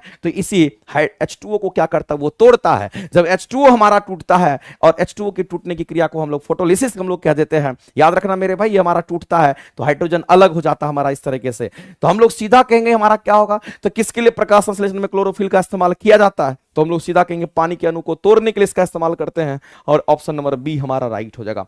ऑप्शन नंबर बी जो हमारा क्या होगा, तो कहेंगे यहां पर राइट हो जाएगा मेरे भाई। इस बात को आप ध्यान रखेंगे। यहां पर ऑक्सीजन की कमी कर देता है, गलत है। कार्बन डाइऑक्साइड की कमी कर देता है, गलत है। आंसर करेंगे पानी के अणु को तोड़ने में वो काम आता है। इस बात को ध्यान रखेंगे। आगे चलते हैं, निम्नलिखित पर विचार कीजिए। कहता है काजू, पपीता, रक्त चंदन की बात कर रहा है, इनमें से कितने वृक्ष जो होते हैं वास्तव में भारत के देशीय वृक्ष में हमारे हैं। अगर इसमें से अगर आप देखिएगा तो एक ही हमारा होता है, इसको हम लोग लाल चंदन कहते हैं, जो कि हल्का हमारा होता है। लाल चंदन की जो लकड़ी होती है वो इंडियन है, इस बात को ध्यान रखेंगे। अगर काजू की बात करते हैं, पपीता की बात करते हैं, ये अलग अलग कंट्री की हम बात करते हैं, ये हमारा अलग अलग कंट्री का हमारा क्या तो देशीय वृक्ष माना जाता है। इस बात को आप ध्यान रखेंगे। चलिए थोड़ा बता देते हैं कहाँ का कौन सा वृक्ष है, लेकिन ये सब तो आपको याद रखना पड़ेगा, इसके पीछे कोई लॉजिक वगैरह होता है। केसर नट की अगर काजू की बात करते हैं, ये कहाँ का है, तो आपको ध्यान रखना काजू ब्राजील का हमारा है। कहाँ का, तो कहेंगे ये ब्राजील का, इस बात को ध्यान रखेंगे। इसी तरीके से पपाया की अगर बात करेंगे तो ये कहाँ का, तो अमेरिका की हम बात करते हैं। ये किसका, तो कहेंगे हम लोग यहां पर अमेरिका की हम बात करते हैं, इस बात को ध्यान रखेंगे। और ये किसका, तो हम लोग कहेंगे यहां पर इंडिया की बात करेंगे। और आपसे क्वेश्चन में इंडिया का पूछा गया था, भारत का देशीय वृक्ष कौन सा होता है, हमारा लाल चंदन होगा, ये सही है। तो केवल और केवल यहां पर हमारा 3 होगा, केवल 2, केवल 1, केवल 1, केवल 1 में हमारा क्या होगा, तो ऑप्शन नंबर 3 होगा। केवल 1 में ऑप्शन नंबर 3 हो जाएगा, और आंसर हम लोग यही करेंगे। आगे चलते हैं मेरे भाई, अगला क्वेश्चन पर हम लोग चलते हैं, और अगला क्वेश्चन हम लोग यहां पर देखते हैं। नेक्स्ट क्वेश्चन हमारा कहता है कि हाल ही में कोविड-19 महामारी, मेरे भाई कोविड-19 महामारी को आप पता होगा कि कोविड-19 महामारी को हम लोग पेंडेमिक कह दिए। ये महामारी था, ये पेंडेमिक के नाम से इसको हम लोग जानते हैं, इस बात को ध्यान रखना। पेंडेमिक हम इसको किसको कहते हैं, पेंडेमिक कहने का मतलब वैसी बीमारी जो पूरा देश विदेश सब जगह फैल जाता है, उसको पेंडेमिक कहते हैं। जो वाइड एरिया में फैल जाता है उसको पेंडेमिक कहते हैं। तो हाल ही में कोविड-19 महामारी के कारण वैश्विक विराम का कारण हमारा क्या है, तो मेरे भाई किस वायरस से हुआ था, कौन सा ऐसा वायरस था जो कोविड-19 का कारण बना था, तो याद रखना मेरे भाई उसको क्या बोलते हैं, SARS। यहां पर कोविड-2 की हम बात करते हैं, ये वायरस का नाम है। ये किसका नाम है मेरे भाई, तो ये वायरस का नाम है, इस बात को ध्यान रखेंगे। ये हमारा वायरस का नाम है, इस बात को ध्यान रखना, ये हमारा वायरस का नाम है, ये आपको ध्यान रखना पड़ेगा। इसको कहते हैं वायरस का नाम है, और इसको बोलते हैं सीवियर एक्यूट रेस्पिरेटरी सिंड्रोम के नाम से हम लोग जानते हैं। ध्यान रखना, इसको हम लोग बोलते हैं सीवियर एक्यूट रेस्पिरेटरी सिंड्रोम के नाम से हम लोग जानते हैं, सिंड्रोम हम लोग बोलते हैं, इस बात को ध्यान रखेंगे। तो ये सिंड्रोम के नाम से हम लोग जानते हैं, ध्यान रखना। और इसी को हम लोग कोविड क्या कहते हैं, कोविड 2 के नाम से हम लोग जानते हैं, ध्यान रखेंगे। तो ये उसके लिए था हमारा। ये तो बर्ड फ्लू का H5N1 बर्ड फ्लू के लिए हमारा होता है, ये आपका ऐसे दे रखा था। तो हम लोग यहाँ पर कोविड 2 की बात करेंगे। ये हमारा वायरस था जिसको हम लोग कहते हैं कोविड-19 महामारी हमारा फैला था। कहां से आया था तो हम लोग जानते हैं मेरे बच्चे, चाइना से हमारा आया था। अगला, किस जीवाणु बीमारी को प्लीहा ज्वर कहते हैं? प्लीहा ज्वर कहने का मतलब है स्प्लेनिक फीवर के नाम से हम लोग जानते हैं। तो स्प्लेनिक फीवर जो होता है ये किसको कहते हैं मेरे भाई? स्प्लीन हमारा खत्म हो जाता है, जो स्प्लीन हम लोग जिसको कहते हैं कि रक्त का हमारा क्या कहता है, कब्रगाह कहलाता है, उसको स्प्लीन हम लोग कहते हैं। तो इसको स्प्लेनिक फीवर कहने वाला प्लीहा ज्वर के नाम से हम लोग जानते हैं। तो मेरे भाई जो प्लीहा ज्वर होता है उसको हम लोग एंथ्रेक्स कहते हैं। और याद रखना, एंथ्रेक्स जो बीमारी होती है ये जनरली मेरे भाई किस में होता है तो कहेंगे ज्यादातर ये आपको जानवर में देखने को मिलता है। लेकिन ये जो हमारा एंथ्रेक्स हमारा बीमारी होता है ये बैक्टीरियल डिजीज है, इस बात पर आप ध्यान रखेंगे। ये कैसी बीमारी है तो ये बैक्टीरिया से होता है, इसका मतलब ये कहीं ना कहीं बैक्टीरियल डिजीज है, इस बात को आप ध्यान रखेंगे। ये कैसी बीमारी है तो आपको ध्यान रखना है, ये बैक्टीरियल डिजीज है, इस बात को ध्यान रखेंगे। और किस बैक्टीरिया से होता है तो उस बैक्टीरिया का नाम आप ध्यान में रख सकते हैं, इसको हम लोग बैसिलस एंथ्रेसिस बैक्टीरिया के नाम से हम लोग जानते हैं। इसको हम लोग क्या कहते हैं, बैसिलस एंथ्रेसिस। बैसिलस एंथ्रेसिस की अगर हम बात करें, बैसिलस एंथ्रेसिस बैक्टीरिया के नाम से हम लोग जानते हैं। ये चीज आपको ध्यान रखना पड़ेगा। इसी से हमारा टाइफाइड भी मेरे भाई बैक्टीरियल डिजीज होता है, लेकिन टाइफाइड हमारा कैसे तो कहेंगे साल्मोनेला टाइफाइड नामक बैक्टीरिया से होता है। कोलेरा हमारा विब्रियो कोलिडी बैक्टीरिया से, ये भी बैक्टीरियल डिजीज, ये भी बैक्टीरियल और ये भी बैक्टीरियल डिजीज होगा। लेकिन प्लीहा ज्वर जो होता है हमारा, हम कहेंगे एंथ्रेक्स को कहते हैं, जो कि बैक्टीरियल डिजीज है और बैसिलस एंथ्रेसिस बैक्टीरिया से होता है। ये भी बैक्टीरियल डिजीज, ये भी बैक्टीरियल डिजीज हमारा होता है। आगे चलते हैं। अगला मेरे भाई इसिहारा टेस्ट जो होता है वो किसके लिए होता है तो इसिहारा टेस्ट हमारा कलर ब्लाइंडनेस के लिए होता है, इस बात को ध्यान रखना। इसिहारा टेस्ट किससे रिलेटेड है तो कहेंगे ये हमारा रिलेटेड है कलर ब्लाइंडनेस से, और इसिहारा टेस्ट को हम लोग कलर ब्लाइंडनेस टेस्ट के नाम से भी जानते हैं। अगर आपके सामने में यहां पर इसिहारा की बात कर रहा है, किसकी बात कर रहा है, अगर आपसे इसिहारा टेस्ट की बात करता है तो एक बात आप जान लीजिए, इसिहारा टेस्ट को ही कलर ब्लाइंडनेस टेस्ट के नाम से हम लोग जानते हैं। ये कैसा टेस्ट है तो कहेंगे कलर ब्लाइंडनेस टेस्ट के नाम से जानते हैं। और इस टेस्ट में क्या होता है, कलर ब्लाइंडनेस टेस्ट आप समझते होंगे मेरे, कलर ब्लाइंडनेस जो होता है वर्णांता की जो बीमारी होती है वो बीमारी कैसी होती है, अनुवांशिक बीमारी होती है। और अगर किसी को कलर ब्लाइंडनेस टेस्ट करता है तो कलर ब्लाइंडनेस टेस्ट में मुख्य रूप से मेरे भाई प्राथमिक रंग की पहचान की जाती है। किस रंग का तो हम लोग यहां पर कहेंगे प्राथमिक रंग, जिसको प्राइमरी कलर को ही यहां पर देखा जाता है। प्राइमरी कलर की हम बात करते हैं, और प्राइमरी कलर आपको पता होगा कौन कौन सा होता है, रेड होता है, ब्लू होता है, ग्रीन होता है। अगर किसी को कलर ब्लाइंडनेस है, अगर किसी को कलर ब्लाइंडनेस है मेरे भाई, उसको ये तीनों रंग धुंधला दिखाई देता है। कैसा दिखेगा, क्लियर नहीं दिखाई देगा, धुंधला दिखता है लेकिन धुंधला दिखता है, इस बात को ध्यान रखना। प्राइमरी कलर उनको कैसा दिखता है तो कहेंगे धुंधला दिखता है। अगर किसी को ये बीमारी है तो मेरे भाई इस बीमारी के लिए, अगर किसी को ये बीमारी है उसी को इसिहारा टेस्ट के नाम से जानते हैं, और उसी को कलर ब्लाइंडनेस टेस्ट कहते हैं। और कलर ब्लाइंडनेस टेस्ट से हम लोग किसको फाइंड आउट करते हैं तो रेड और ब्लू और ग्रीन जो कि प्राथमिक रंग होता है इसकी पहचान करते हैं। और जिसमें भी ये बीमारी होगी उसको ये हमारा कैसा दिखेगा तो धुंधला दिखता है, क्लियर स्पष्ट नहीं दिखाई देता है। इसका मतलब ये किससे रिलेटेड हमारा है तो कलर ब्लाइंडनेस टेस्ट से रिलेटेड है। इस क्वेश्चन का आंसर करेंगे ऑप्शन नंबर हमारा सी करेक्ट हो जाएगा। आगे चलते हैं, अगला क्वेश्चन हमारा क्या कहता है, हाइब्रिडोमा तकनीक भी हमारा यहां पर दे रखा है, लेकिन हाइब्रिडोमा तकनीक जो हमारा होता है इससे क्या डेवलप करते हैं, ये क्वेश्चन आपसे पूछा गया। बताइए मेरे भाई इससे हम लोग क्या डेवलप करते हैं